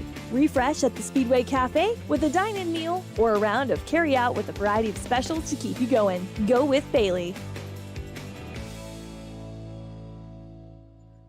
Welcome back. We do have some substitutions for the Lobos late in this game. Nathan Childers is coming in for Hunter Velarde as Caden Rowan gets swung on, and it gets dropped into left field. And that is going to be where Nathan Childers is. And the other substitution, Benzie was coming out, and Zach Ward is coming in. So right off the bat, who was that? That was Massapist. Got a hit on the first pitch, and he's on first base now, talking to Connor Higgy. Now up to bat after Massapist with a ball there is Chad Preston, the first baseman. Preston has a big back step, or back foot leadoff here, and he swings for strike one. What I mean is his back foot is very far behind his left foot. Sometimes people put their left foot behind their right foot, and they step forward, and right there is going to be in the dirt for ball two. I can't say much, though, because I haven't swung a ball in quite a while. I swung a bat in quite a while.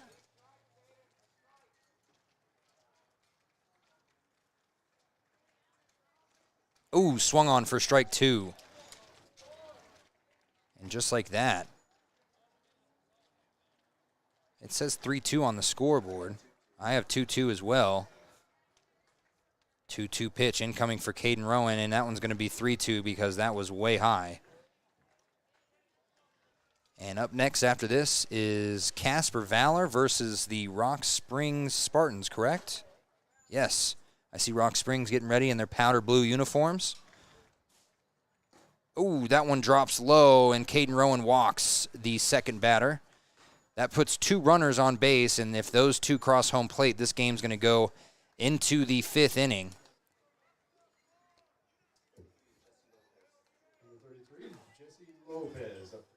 Now Jesse Lopez, first time we're hearing his name today. He came in as a substitute. Caden Rowan. Ooh, he was facing second base all the way up until that ball left his hand, and it stayed inside. Kind of dangerous. Jesse's only rocking 1 glove like a golfer. He's got the left hand only. Caden again goes inside. That time it's so high he has to duck, and it's going to be ball 2.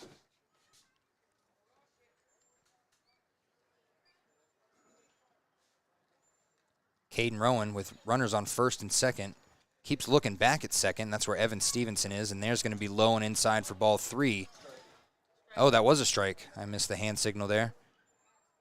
So 2-1 pitch here.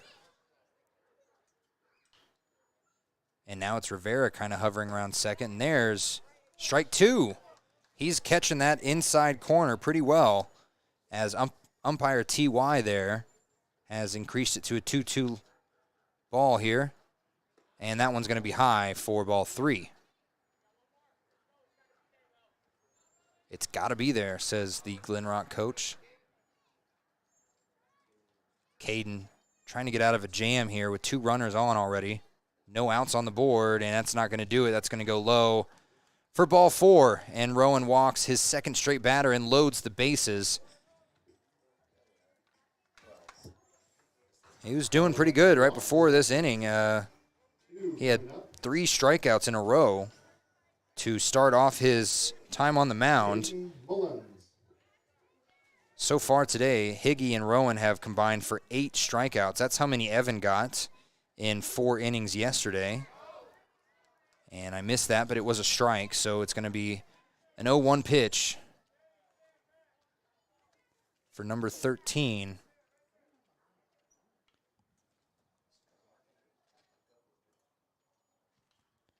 Oh, and that one was high. Oh, that's number 2. I apologize. That one was high as that went over his head. So now we have a 1-1 pitch.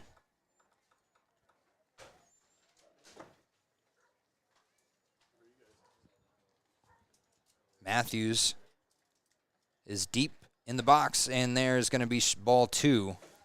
He's got his foot all the way back on the white line of the batter's box. And this 2-1 pitch.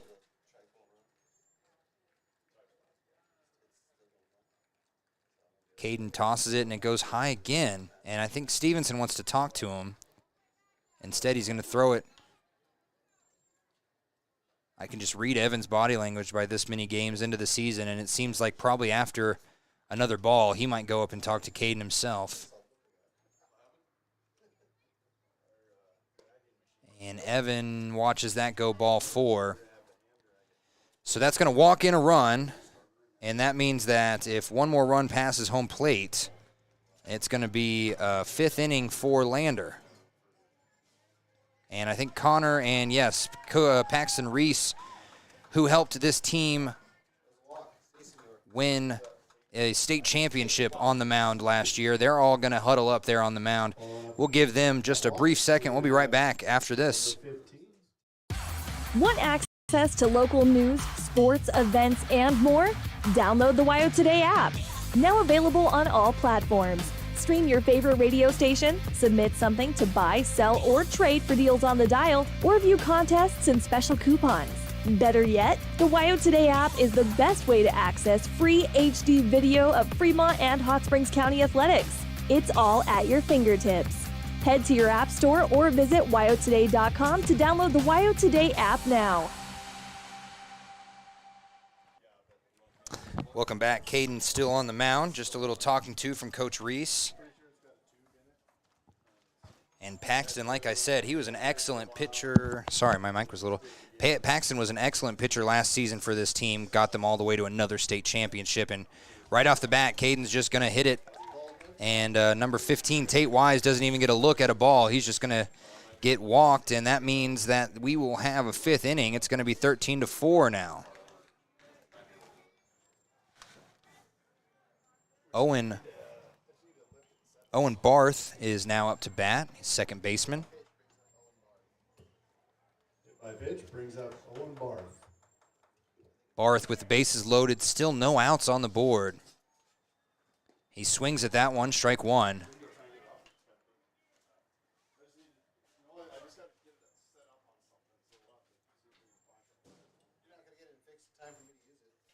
Barth watches that one hit the dirt. Good coverage there by Evan Stevenson to get a glove on it.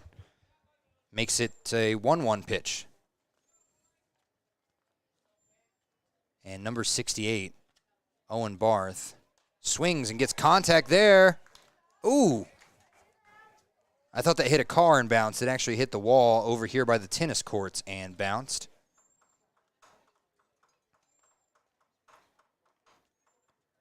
The windup in the throw, and it's going to be strike 3. It's going to be dropped, but it doesn't matter as umpire T.Y. calls him out.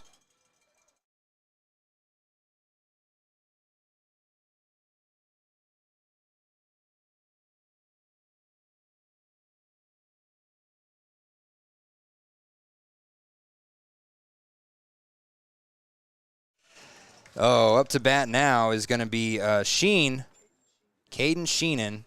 Is it Sheenan or Sheen? And he takes a good swing.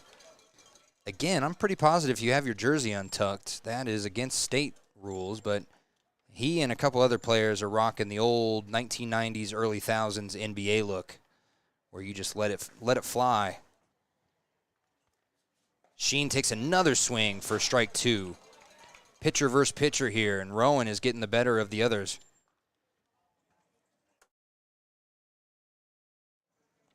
Came out of nowhere.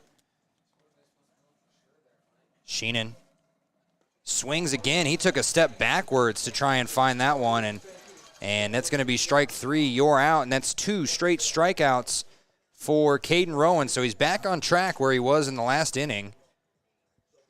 The batter on deck was not even really prepared. Number 3, Braxton Bronner.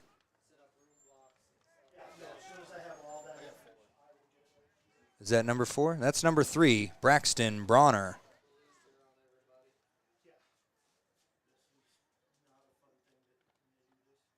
And Bronner watches that one go strike 1 down on the bottom of the strike zone.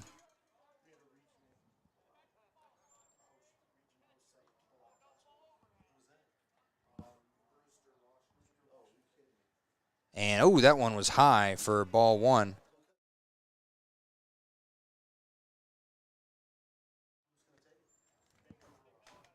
Wow. When is that going to be? Not next year.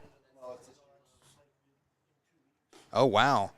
So just found out the regional tournament is no longer going to be in Brewster, Washington. It's going to be in Vancouver.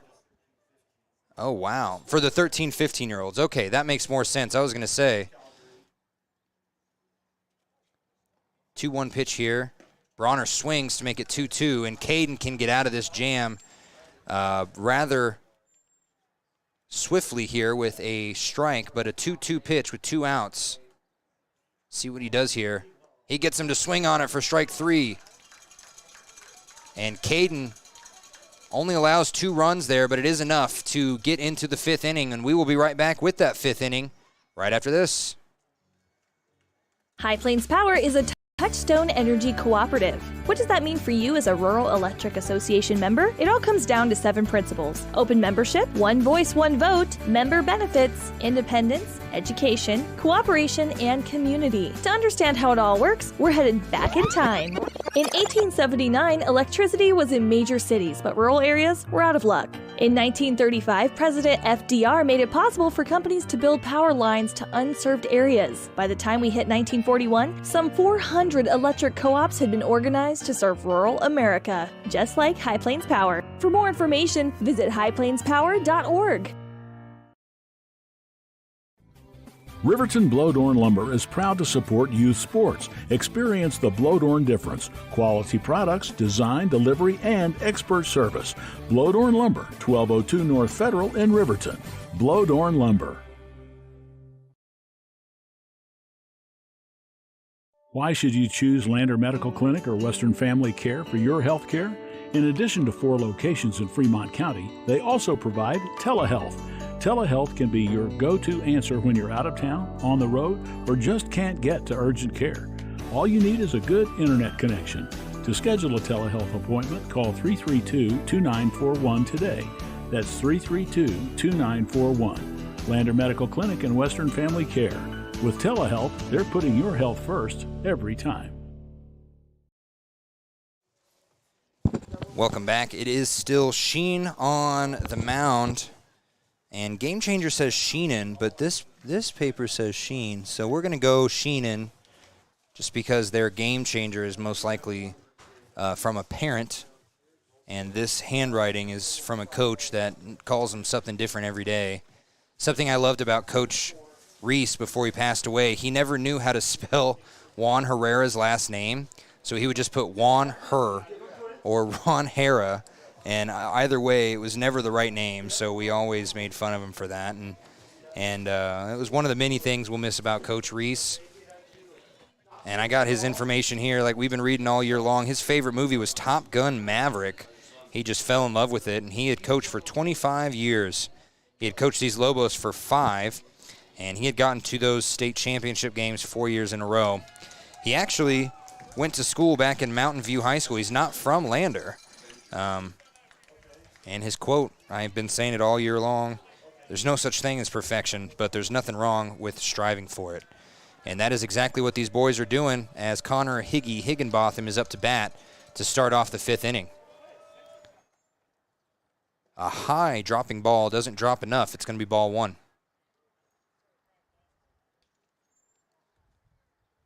Higgy waits in the box, and Sheen winds up and fires, and that's way high again. That was actually over his head, so it's going to be ball 2. Again, Sheen has kind of a long windup, and it just feels like the ball almost releases from his hand a split second late. And there it is again, high and away for ball 3, and Sheen is trying to figure out why it's going this way and not that way.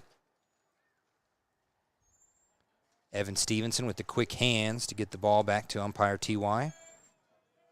Does he go by Ty or is it T.Y.? T.W. Why have you been saying that? Come on, guys. You got to correct me here. T.W. I've been saying it the whole game. T.Y. I thought it was like T.Y. Hilton from the Indianapolis Colts. Instead, it's T.W. Like nobody in history, T.W. And now up to bat, Evan Stevenson after Higgy was walked. For those of you that want to help the fundraising for Coach Reese, they do make some green bracelets, kind of like those old Livestrong bracelets back in the day. It says Family Forever, DR number 3, Forever Leader of the Pack. They also have stickers down there.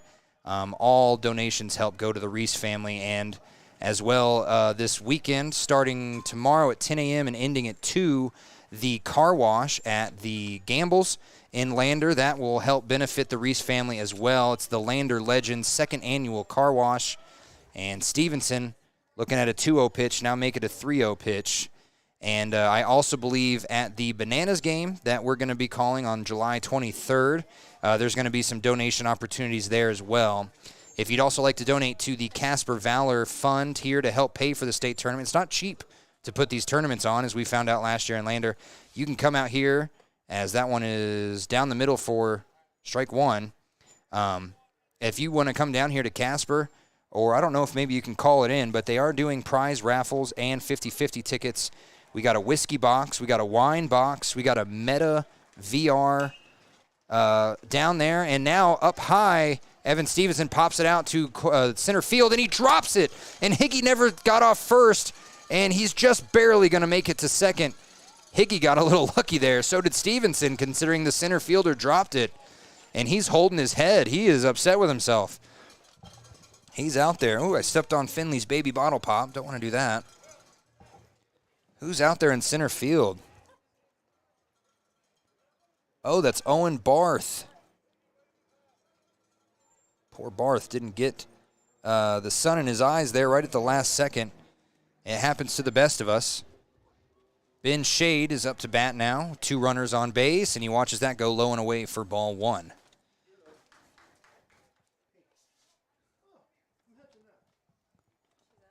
Shady, his mom makes the best gingerbread cookies you've ever had in your life.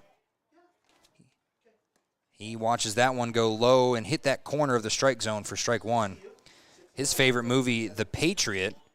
I wonder if he likes other Mel Gibson movies, but The Patriot is a good one. That one good for strike. No, ball. It was a little high for ball 2. I don't know. As far as Mel Gibson movies goes, I don't think anything beats out Braveheart, but that's just a personal opinion here.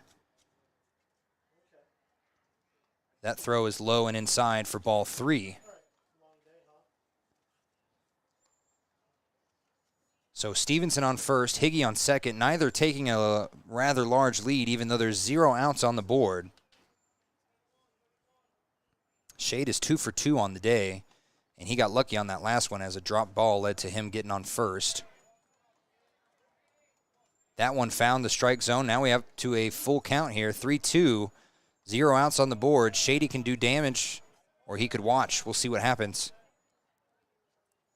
Gets contact. It goes right up the middle and goes right back to center field. And Higgy's going to try and run home, and he will.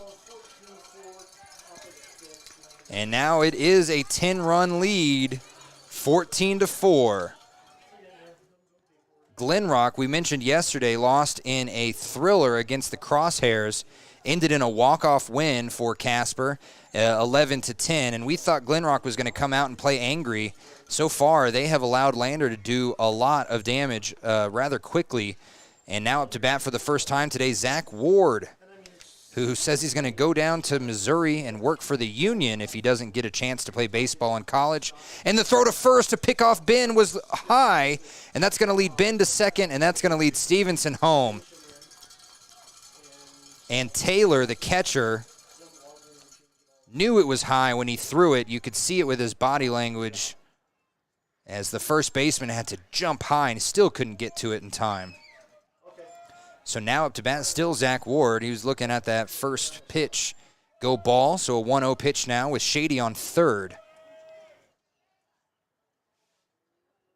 That one's going to be outside the strike zone, ball 2.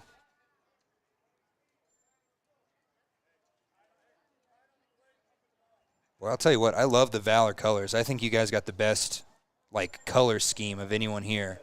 The gold and black. And now ball 3. Zach Ward's been very patient watching them go outside. And you can tell Casper fans starting to fill up the stands here.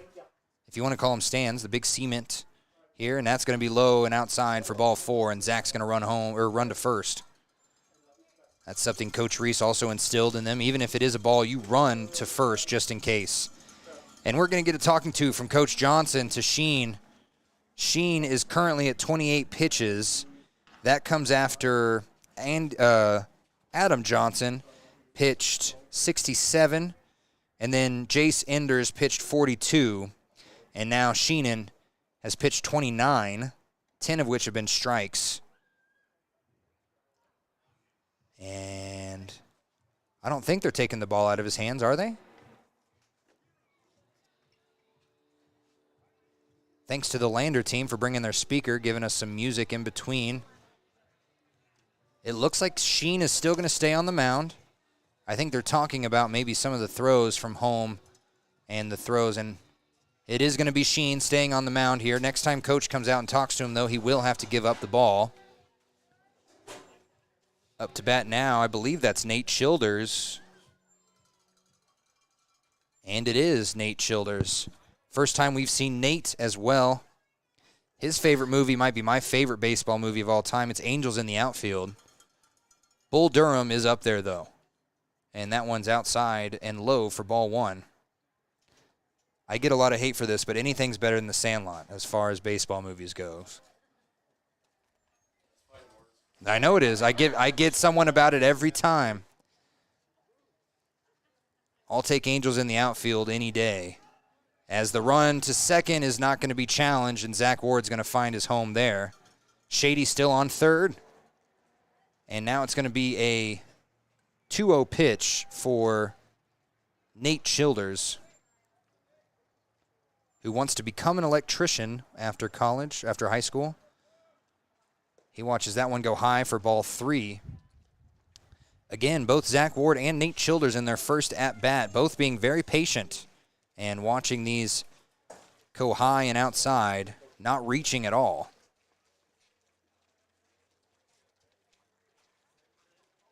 That one, a good drop ball. It goes into the strike zone for strike one. And here's a hitter's choice here with a 3-1 pitch. Still no outs on the board. Lander up by 11. And we saw it last inning. If they can stick with the good pitching, that one's going to go ball 4 and load the bases.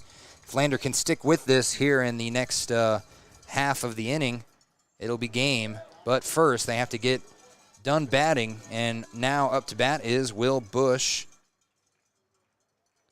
Both Will and Sam are homeschooled, but both have a lot of ties to the Lander community. His favorite food is the same favorite food of Garfield, and that's that lasagna. I don't think I've had a good lasagna in quite a while. Old Chicago has some good lasagna as he fouls that one to the left. The only problem is I hate what Old Chicago calls it. They call it spaghetti pie. I just think that sounds less appetizing than lasagna.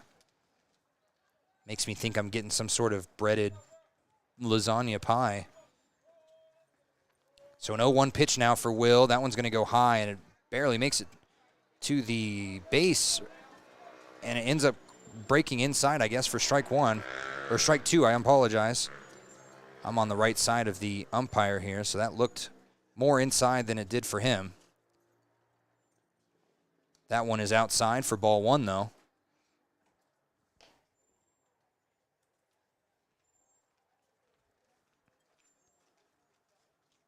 Now Will Bush with the bases loaded.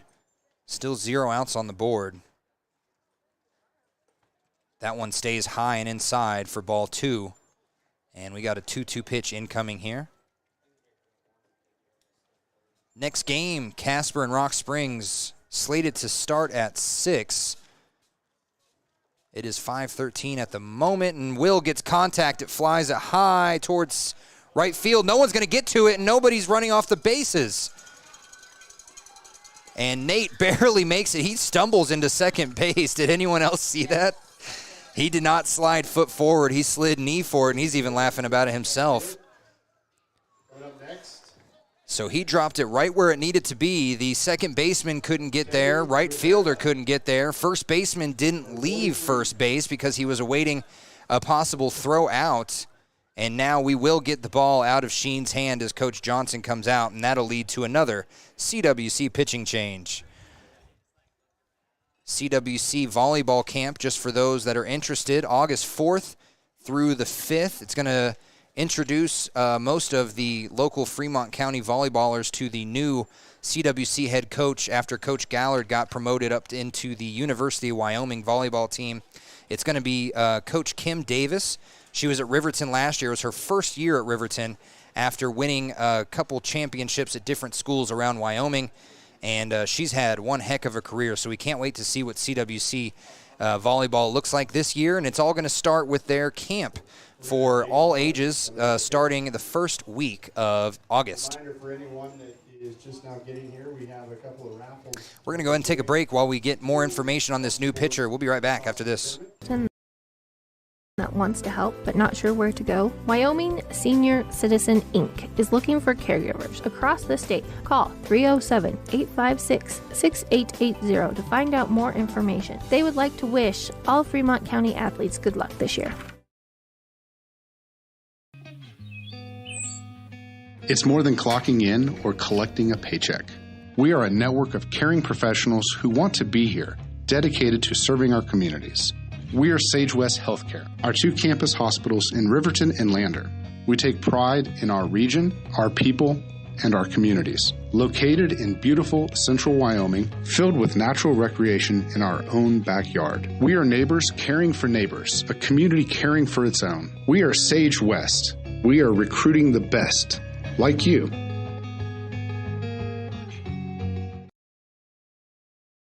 From the wide open spaces to the canyon near you, Wyoming.com is reaching more homes and businesses than ever before.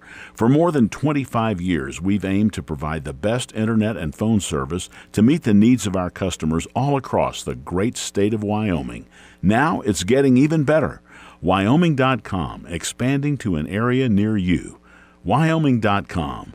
We're out there. Wow, I just want to give a big apology to the Matthews family. It's not Dayton Mullins. We got some illegible handwriting from Coach Johnson up here, and we were just kind of going off what it looked like. So Dayton Matthews is now up to bat, and that is, or up to pitch, I apologize, and that's number 2. He's relieving Sheen, who threw 2 strikeouts and allowed 2 hits as well as 2 earned runs, and that has pushed this game into a 12-run lead for the Lander Lobos. And if they can finish this inning with a 10 or more lead, then they are going to continue on to the winner's bracket. And after I heard Casper lost this morning, the Crosshairs lost this morning, so they are now in the driver's seat for the 1 seed. The Valor won by forfeit last night due to some lightning, and then they were already up like 13-1 from the sound of it. So it's going to be looking like the Valor and the Lander Lobos are going to end up today doing pretty well. Valor plays after this, and they got a tough competition with Rock Springs. We'll see what happens, but right now, Dayton Matthews up on the mound throwing to Teddy Rivera, and he goes right over Rivera's head for the first pitch. Bases are loaded, 0 outs on the board.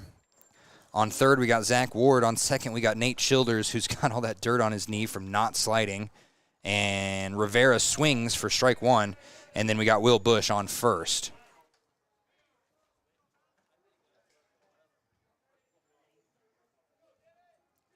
Rivera with a 1-1 pitch. And that one dropped, but it didn't drop enough. It's going to be a 2-1 pitch after that.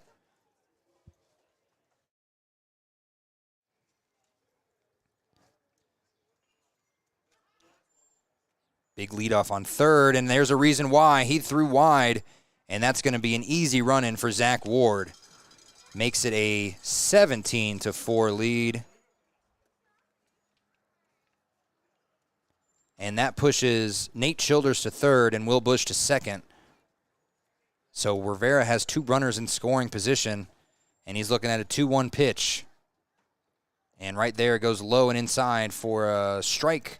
Caught the inside of that strike zone. Makes it a 2-2 pitch now.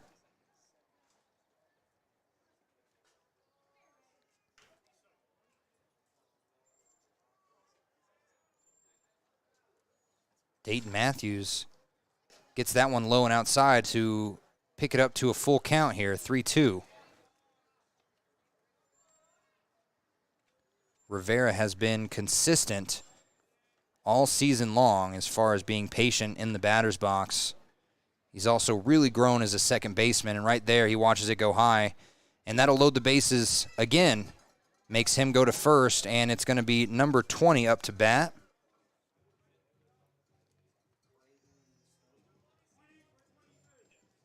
Oh, we never got that substitution, so Juan Herrera is coming out, and Braden Stoger is coming in. Haven't seen Stoger much this year. I don't think I even have his name on our actual list. Oh, no, we do. Favorite food, steak, medium rare. I'm also in that boat, as that one is outside. Stoger is a left-handed batter, and it's going to be up to Matthews to kind of gauge where to put this ball, as that one was outside for ball one. Ooh, and that one's going to hit Stoger in the ankles. And Stoger's first at bat in quite a while ends with him getting hit and going to first, bringing in another run. Stoger's favorite movie, I don't think I've ever seen this. It's just called 8 Seconds. Might have to figure that out. Oh, and what a good quote from Braden at the beginning of the season. I love the brotherhood and the family here. Coach Reese is the greatest coach I've ever had. He's like a second dad. Good quote from the beginning of the season by Braden Stoger. Now up to bat, Sam Bush, as he watches that one go strike one.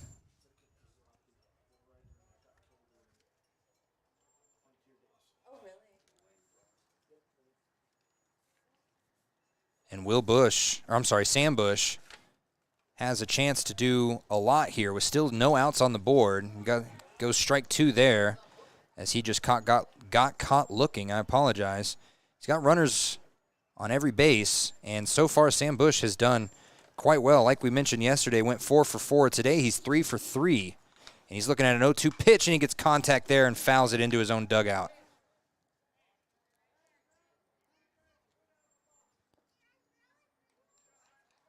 Oh,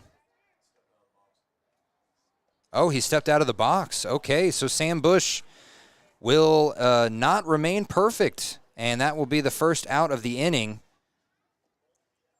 He stepped out of the box without asking, or what? Bush was out there for stepping out of the box. Oh, he stepped out of the box to swing. You got to pay attention to the rules here. Number 31. Sometimes during the regular season, the rules are a little bit more loose, but today and this weekend, nothing's going to get by these guys. Caden Rowan up to bat, watches that go high for ball one.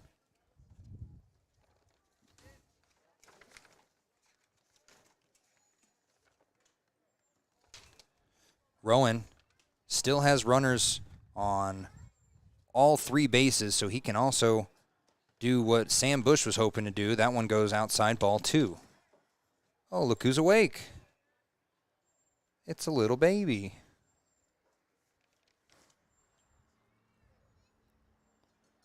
Rowan, now he knows not to step out of the box. He's going to stay in there. And he watches that go low and hit the dirt for ball 3. Glenrock is on their 4th pitcher so far. And Matthews is currently about to toss his 15th pitch so far in this inning. And it's going to go low for ball 4. That will push one more run in, make it a 15-run lead. At some point, they're going to get another out here. Whoa.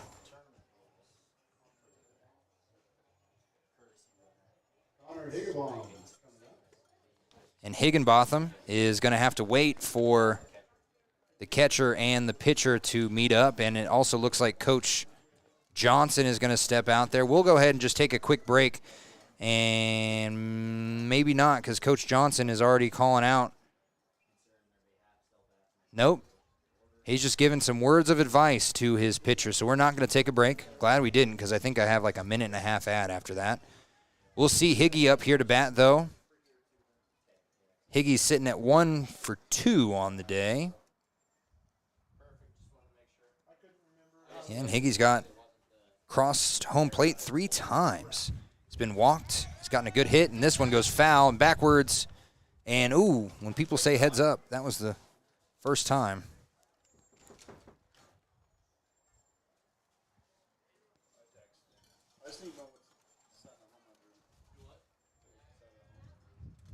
And, oh, he gets a tomahawk chop there as that ball was way high. He just swung down on it. That's going to bring it up to 0-2 real quick for Higgy.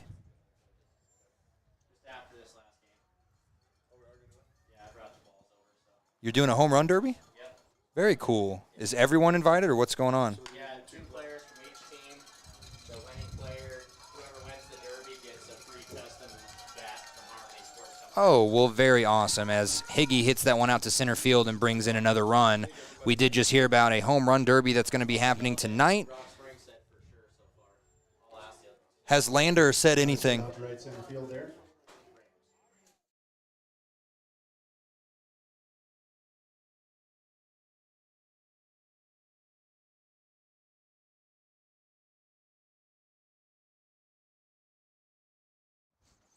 Stevenson up to bat, and I would imagine he wants to be part of the home run derby. He has 4 home runs this year. It might just be me, but I feel like this field might be a little bigger than the Lander field, is it not? Mike, you've done both. It's smaller? Wow, I wouldn't think that, but then again, I'm sitting a lot higher, and now Evan Stevenson hits that one through the third baseman and shortstop. It goes out to left field, and that's going to bring in another run, and it's just compiling on top of Glenrock right now.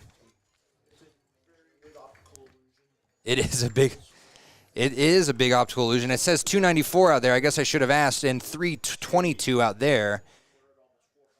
Yeah, and Lander is sitting up there pretty. I think 375 is on the outsides.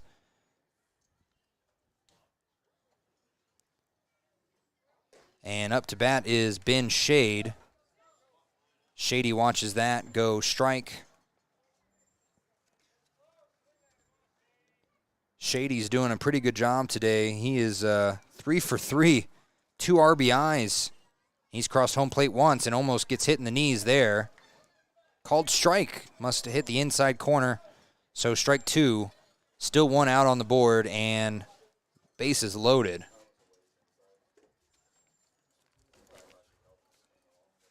And Shady gets it there. It goes right to the shortstop. He can get a double play. Instead, he just goes to first.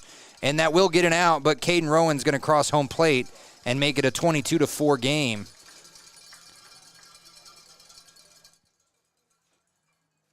And you can hear the cowbells down there on the Lander sidelines. It's 22. Caden Rowan crossed home plate. 17, Zach Ward. And Zach Ward up to bat.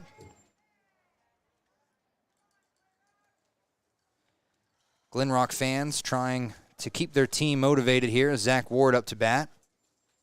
And he just tomahawks it down and goes over the mound, and it gets past second and the shortstop. That's going to lead Higgy home, and it's going to be 23-4. And this inning started off with a 9-run lead. It might inflate to a 20-run lead just by the end here.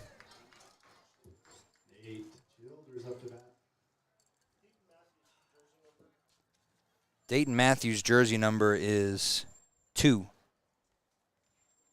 And Dayton is looking to throw his next pitch, and that will be pitch number 25.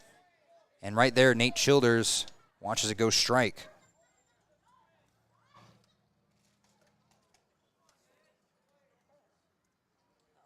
And he reached for that one, strike 2. Lander might be kind of helping out Glenrock here. They've almost gone through the rotation twice now, just in this inning alone. And right there, strike 3 for Nate Childers. That'll be out number 2.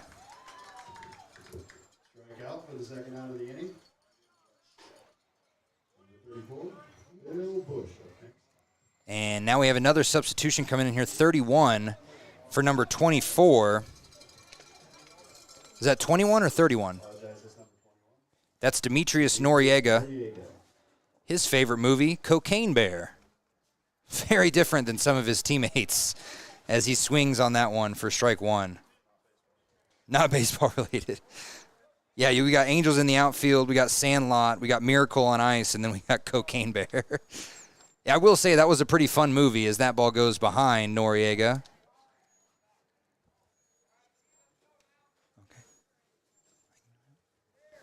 Noriega looking at a 1-1 pitch when the pitcher returns here.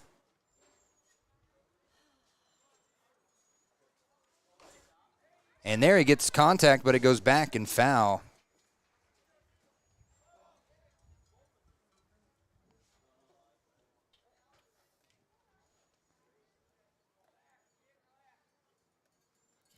Noriega with a 1-2 pitch, make that a 2-2 pitch now.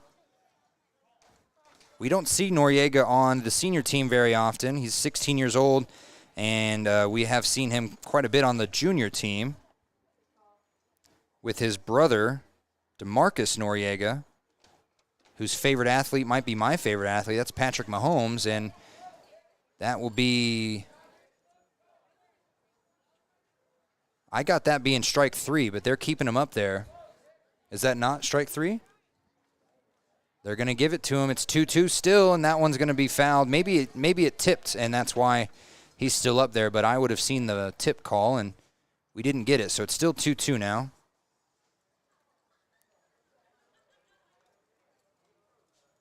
Noriega with the bases loaded. This has been a very long inning. I think we started this inning right at 5 o'clock. It's been 30 minutes. And Noriega watches that go high for ball 3, and now we have a full count.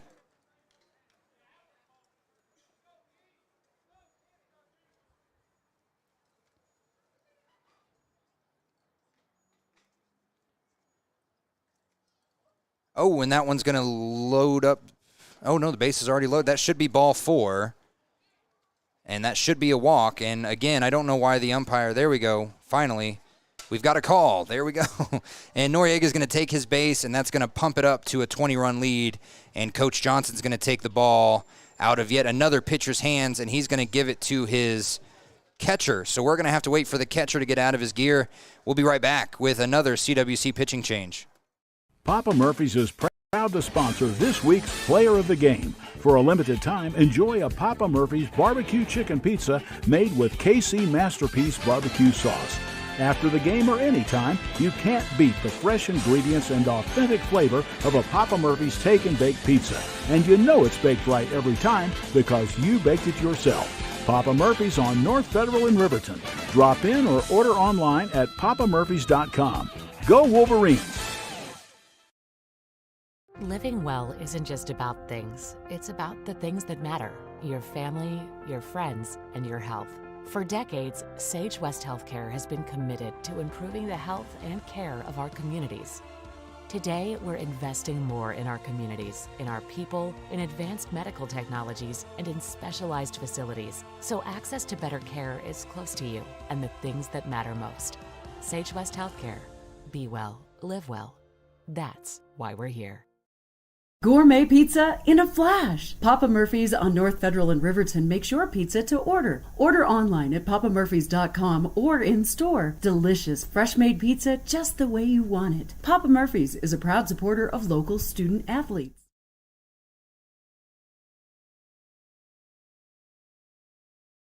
When repairs are complete after a collision, you expect your car, SUV, or truck to look like new. That's the service you'll receive at Stork Auto Body in Riverton. Professionalism and meticulous attention to detail. You can depend on Stork Auto Body, 841 Miniweb Avenue, Riverton. For decades, Sage West Healthcare has been committed to improving the health of our communities. Today, we're investing more in our communities, in our people, and in advanced medical technologies, so access to better care is closer to home. You need an oil change, but you don't have a lot of time. Expressway Lubes on South Federal in Riverton and Highway 789 in Lander provide a fast, professional lube oil and filter change. Expressway Lubes, locally owned and proud to support our local student athletes. Welcome back. It is Teddy Rivera up to bat as Owen Barth has stepped up to the mound. And look at that, right on the first pitch. Rivera is going to get out number 3, called on him as he just swung right into the second baseman. And just like that, we're going to go back to a commercial. After this, the Rams have to score how many runs? They need to score 11 runs to keep this game going.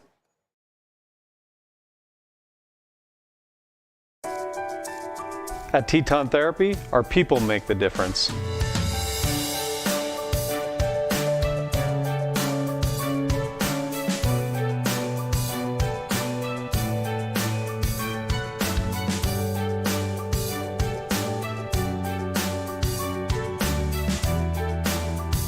You can live pain-free.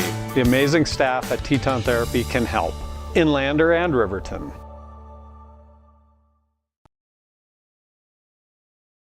Central Wyoming College now offers Bachelor of Applied Science degrees in Early Childhood Education and Organizational Management and Leadership, with an emphasis in outdoor education, tribal leadership, or business and entrepreneurial leadership. CWC offers 3 ways to learn: online, virtual, and in person. Learn, grow, lead, and advance at Central Wyoming College. CWC is leading the way with expanded programs in the Bachelor of Applied Science degrees. Some say healthcare is a calling. Taking care of others. It's who we are. It's what we do. And what we love. For decades, Sage West Healthcare has been here. For the expected and the unexpected moments in life. As one of the region's largest employers, we're investing in our communities through donated services and charitable contributions. We're investing in our people, technologies, and facilities, so better care is more convenient and available to everyone, right here, close to you and the things that matter most. From maternity through maturity, from pediatrics to primary care, we're making a difference by improving life and health in our communities we love.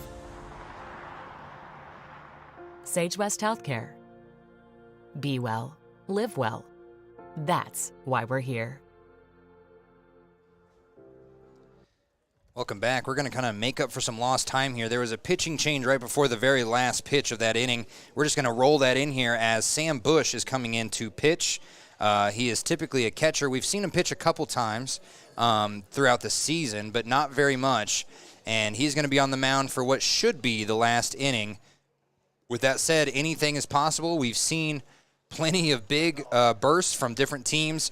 Glenrock yesterday scored 10 and just fell because they allowed 11.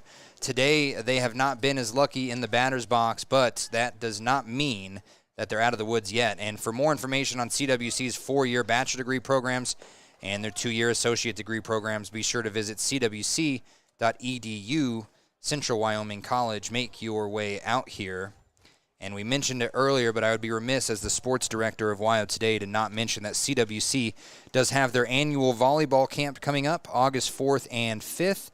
They got a new coach after Coach Gallard was noticed by the University of Wyoming after bringing the CWC volleyball team up to the 9th best in the country 2 years ago, and they finished last year as the 7th best team in the country. That is just amazing. They now have Kim Davis at the helm. They have a few returning girls, and we'll see what they look like. But first, they have to get this camp going and show some kids what it is all about. Coach Carey was a little late with the substitution. We already saw it happening. Looks like Sam Bush on the mound. Teddy Rivera moved from second to short. And then Zach Ward moved to second base. Higgy is still at first as that ball goes strike. Caden Rowan moved to third. Nate Childers is out in left field. Ben is still in center field. Shady is. And then in right field, that looks like Demetrius Noriega. So they have a bunch of new faces out there. When you're up by 20, you can kind of do that. As Sam Bush throws that one outside for ball 2.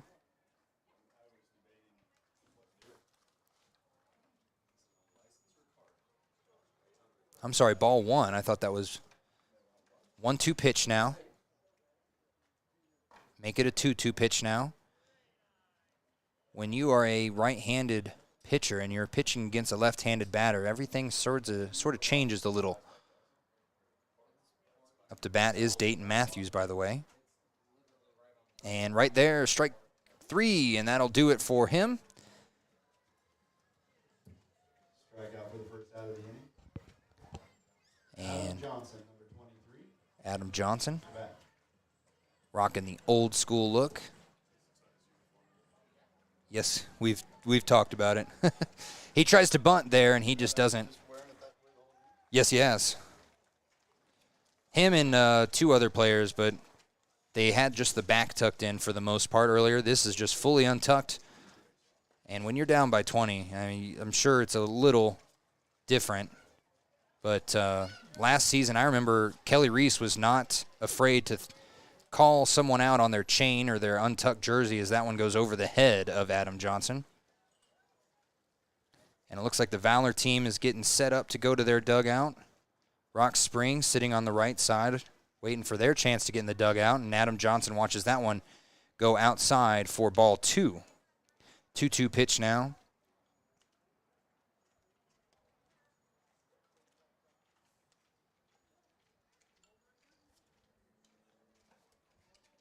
Johnson. Oh, he has to duck out of the way and falls. Yes, that looked like a game of limbo, and now it's a full count here. 3-2-1 on the board. 3 balls, 2 strikes, 1 out. Sam Bush short steps it and throws a ball 4, so that'll mean Adam takes his base. And who knows, maybe the Glenrock comeback starts right there. And now Lane Massapist up to bat, another left-handed batter. Glenrock's, I think, got 3 left-handed batters. Massapist rocking no gloves, just like he was in the Father's Day tournament. Kind of steps far back in the batter's box, and he gets contact. And it goes, ooh, and it hits the front of a car right out here by the bathrooms. Whose car would that be?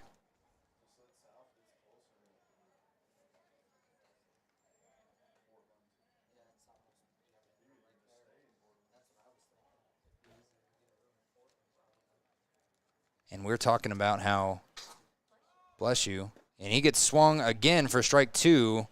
Oh, my gosh. Adam Johnson slid over second base, and he got back there just in time. We were talking about how the junior state tournament doesn't have enough umpires, so they have officially moved it from Brewster, Washington, up to Vancouver, Canada. That means that Washington. What did I think? I don't know why I said Canada. I was just thinking, isn't the state one in senior state one in Canada? Senior Regionals. That's what I'm talking about. Why am I saying state? I'm all over the place right now. And as Johnson tried to get to third, gets called out. And that'll be out number 2. And that means Massapist right here might be the last batter of the game. But we'll have to wait and see as he's looking at an 0-2 pitch. No. He's just going to bunt it. You can already tell, and he's going to try, and that's going to be strike 1. Strike 3. The scoreboard's wrong. The game changer's wrong. Both of them figured out that it is strike 3, though, and it will be Lander playing tomorrow at 9 a.m. We're going to go get a player of the game, and we're going to have a quick post-game show right after this. A well-drawn-up game plan can be the difference between wins and losses. The same can be said about your mental health. Making a game plan to talk to your children can make a huge impact on them and help make them feel supported and listened to. The good news is, this winning game plan isn't hard to implement. All it takes is you starting the conversation and being ready to talk. If you need helpful resources and tools, you can visit FremontCountyPrevention.com. Wyoming Community Bank is ready to serve you. Stop in at any one of their branches located in Riverton, Lander, and DuBois. A bank that is owned and operated by the locals of Fremont County. Wyoming Community Bank. They're here to help you.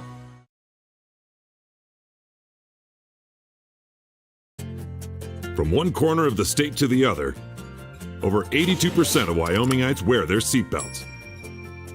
And to the 18% who don't, we say, let's buckle up for life, Wyoming. At some point, everyone is a pedestrian. When you're driving, yield to pedestrians. Wear light clothing. Walk on a pathway instead of the road.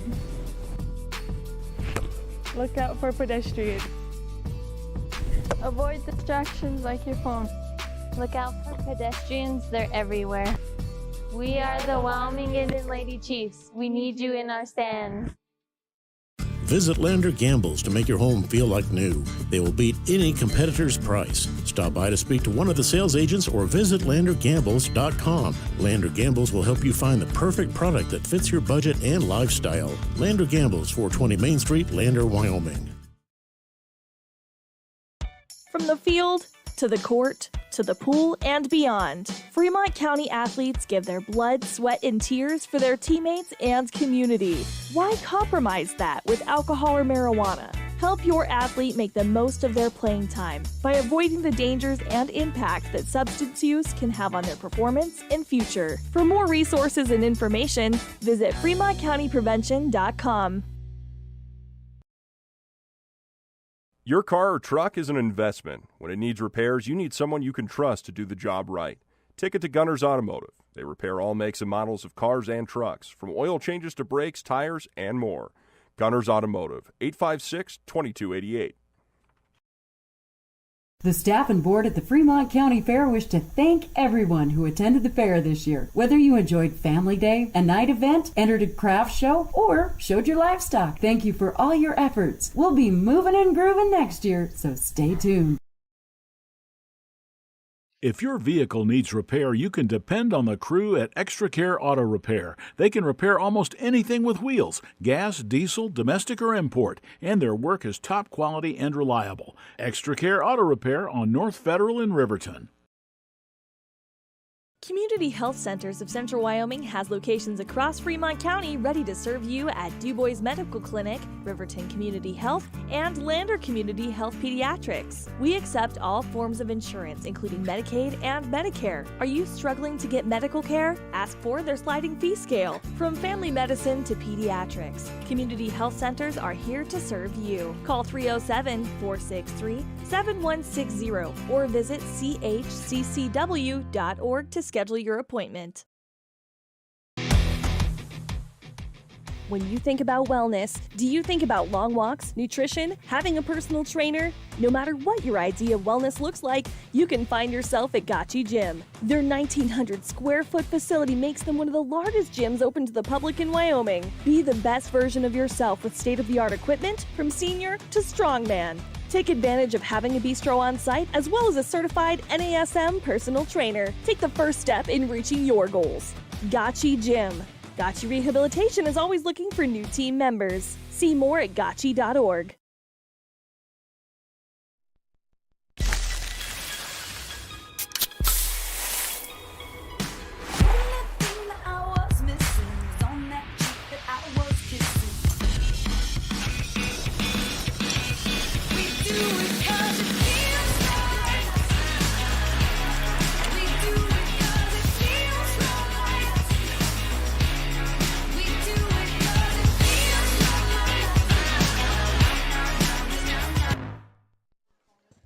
Welcome back to our Click It or Ticket post-game show, brought to you, of course, by WYDOT. Remember, only 82% of Wyomingites wear their seatbelts. Let's try and make that 100% today. I'm here with Coach Paxton Reese. That was a great game, man. 24 runs. Your team was on fire. Oh, yeah. We love to see games like that. You know, it's kind of hard to watch the other team because usually they get a little down, especially after you put on that many runs. But it's good to see that they were just still having fun and our guys were still having fun. And it's just it's boring to watch sometimes, but it's always good outcome. I mean, when you're coaching on the sideline, I don't even know if you tell your kids just keep going out there, keep getting hits and everything, because I think some kids wanted to go home and get some food. But of course. You said Juan Herrera deserved player of the game. Why do you think that? Well, Juan's he's a kid that hasn't played very much, and this is kind of his first year, I believe. And he just really showed out today. His first at-bat, he had that nice rip to left field and scored a couple runs. He had smart base running, made some plays and stuff like that. And so. Well, hey, I had to give the Papa Murphy's player of the game to Ben Shade. He went 4 for 4. He had a huge game. And Ben, we don't get to call his name very often. He's kind of been off and on all season. He has other commitments with government class and whatever that is. And so to see him come out here today, it's good to get a good hitting routine from him like that. Oh, yeah, definitely. It's weird because, like, you'll see him and then you won't see him and you'll see him. And so we try to get him in there as much as we can. Of course, you know, with the fact that he hasn't been around that much. So we like to play some guys ahead of him who have came in, put in the time and all that kind of stuff and all the effort. But no, him just taking that much time off and still coming back and just showing what an athlete and a player he is and what he can do and the damage he can make. Speaking of time, you spent a lot of time on the mound for this team. How much do you miss it? How much do you want to go out there and pitch? Every day. Every day I come and watch, I want to go out there and pitch. But how much different is it coaching from the sideline? I know you've been playing all your life and you've been kind of helping coach over the years, but you're full-blown coaching now. It's a little weird sometimes. You see guys making plays and then the errors that they make, and you want to go out there and just be like, yeah, here's what you do and stuff like that. But it's kind of at that point where you got to let them figure it out so they can be coachable later on, going through college and stuff. And so it's hard, but it's fun at the same time. I love watching these boys win games and watching them get happy, cheering and stuff like that. And just speaking, I'll ask you one more question. You said speaking of college, I know you didn't get to play as much because we had an injury, but how are you enjoying Heston? How are you enjoying Kansas? I miss it a lot. I like Kansas. I'm glad there's no snow in the winters. I can drive my car wherever I want. And then, it's fun. It's a fun experience. A lot of the guys that I met really made it feel like home when I first showed up. And so it's been a fun experience, and can't wait to go back. Awesome. Well, let's hand off the mic to the other coach here that also helped you guys win a state championship last year, Keegan Stevenson. First off, how's college going for you, bud? You're not in Kansas, unlike all your friends. You're in Vermont, right? Yep, all the way up in Vermont. How's that going for you? It's actually going great. I actually really like it up there. And you get a good amount of playing time this year? Are you working towards it next year? Yeah, I'm going to work towards it next year. Cool. Well, how's coaching going for you? Because I know that you were kind of helping the Rage with your playing. Yeah. But you also, this year, or this state tournament, you are coaching the hell out of this team. Yep. We saw it today. Yep. How's it been going on the sidelines? You got you, Peyton, Paxton. Now, you got just a young core of coaches out there. Yeah, it's good because, a couple of college baseball players being their coaches is actually great for them because it's a teaching experience for us and a learning experience for them. So. Yeah. And I imagine it's always emotional down there, especially this week, but you guys don't seem to miss a beat. You guys have been on the same type of level. You guys were on all year long. I know you were out in Vermont for most of the regular season, but this team doesn't seem different. If anything, they seem more empowered. How has this kind of fueled a fire underneath them? I think it just fueled a fire because they know that me and Paxton were on the team last year, and we want them to play like we played last year, and we want them to win again. Well, it obviously showed today with the big win, the 24-4. You guys exploded in the second inning, and then after that, everything just kept going. I asked them again, what do you tell your team when you're up by 20? Do you kind of say, hey, do you go easy on them, or do you say, hey, maybe strike out or something, or is it just you go out there and make it 50-4? Honestly, we just keep playing the game. We take it base by base, though. We don't steal or nothing when we're up that big because it's just sportsmanship. And yeah. You guys have played Glenrock quite a bit, and today was probably your best game. We were actually going through all the games. You had won 10-5, 6-0, and I think 13-6. I might be wrong on that last one, but today was just a massively different day. Was it you guys? Was it Glenrock? Was it a combination? You got some great weather, but you really struck them out quite a bit today. Yeah. I think it was us. I think yesterday's game actually fueled the fire in them to play all weekend. Great. And hopefully they show up tomorrow and we do good in the finals. Last question. We did just find out about a home run derby. Your brother's hit 4 home runs this year. Yep. You want him to go down there tonight, right, and win this home run derby? Yeah. Awesome. He should. Let's try and convince him to go do that right now after we do this. All right. Thanks for coming up here, man. Yep. I appreciate you. Sir. Good luck tomorrow at 9 a.m. We'll be back here on YO Today's YouTube page just after this. Natural Health Solutions offers treatments for a variety of conditions, along with nutritional counseling, chiropractic, acupuncture, and more. Treatment plans designed individually to optimize your health. Call for an appointment, 856-8181 today. Welcome back to our Click It or Ticket post-game show. So we already mentioned our Papa Murphy's player of the game, Ben Shade. He went 4 for 4, just had a heck of a day.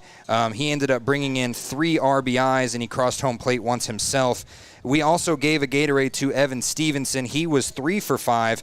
He crossed home plate all 3 times and brought in 5 RBIs. But we're also going to give one to Juan Herrera, just based off what Paxton said. He hasn't actually had all the time in the world to play this season. So we're going to make sure that he feels love, and we've got Gatorades to spare thanks to Admiral Beverage. Reminders, if you want any Gatorade, Pepsi products, you go to Admiral Beverage in Riverton. That's where you can get them in bulk. So want to give a big shout out to all of our sponsors for today, including Admiral Beverage, and for sponsoring our Gatorade Player of the Game, and of course Papa Murphy's in Riverton. Don't forget to click it or ticket. Only 82% of Wyomingites wear their seatbelts. Let's try and make that 100. We will be back here tomorrow at 9 a.m. as the Lander Lobos need one more win to get into the championship game. They got to do it against the Casper Crosshairs, and they are going to have their work cut out for them early in the morning tomorrow. We'll see you then on Wyo Today's YouTube page.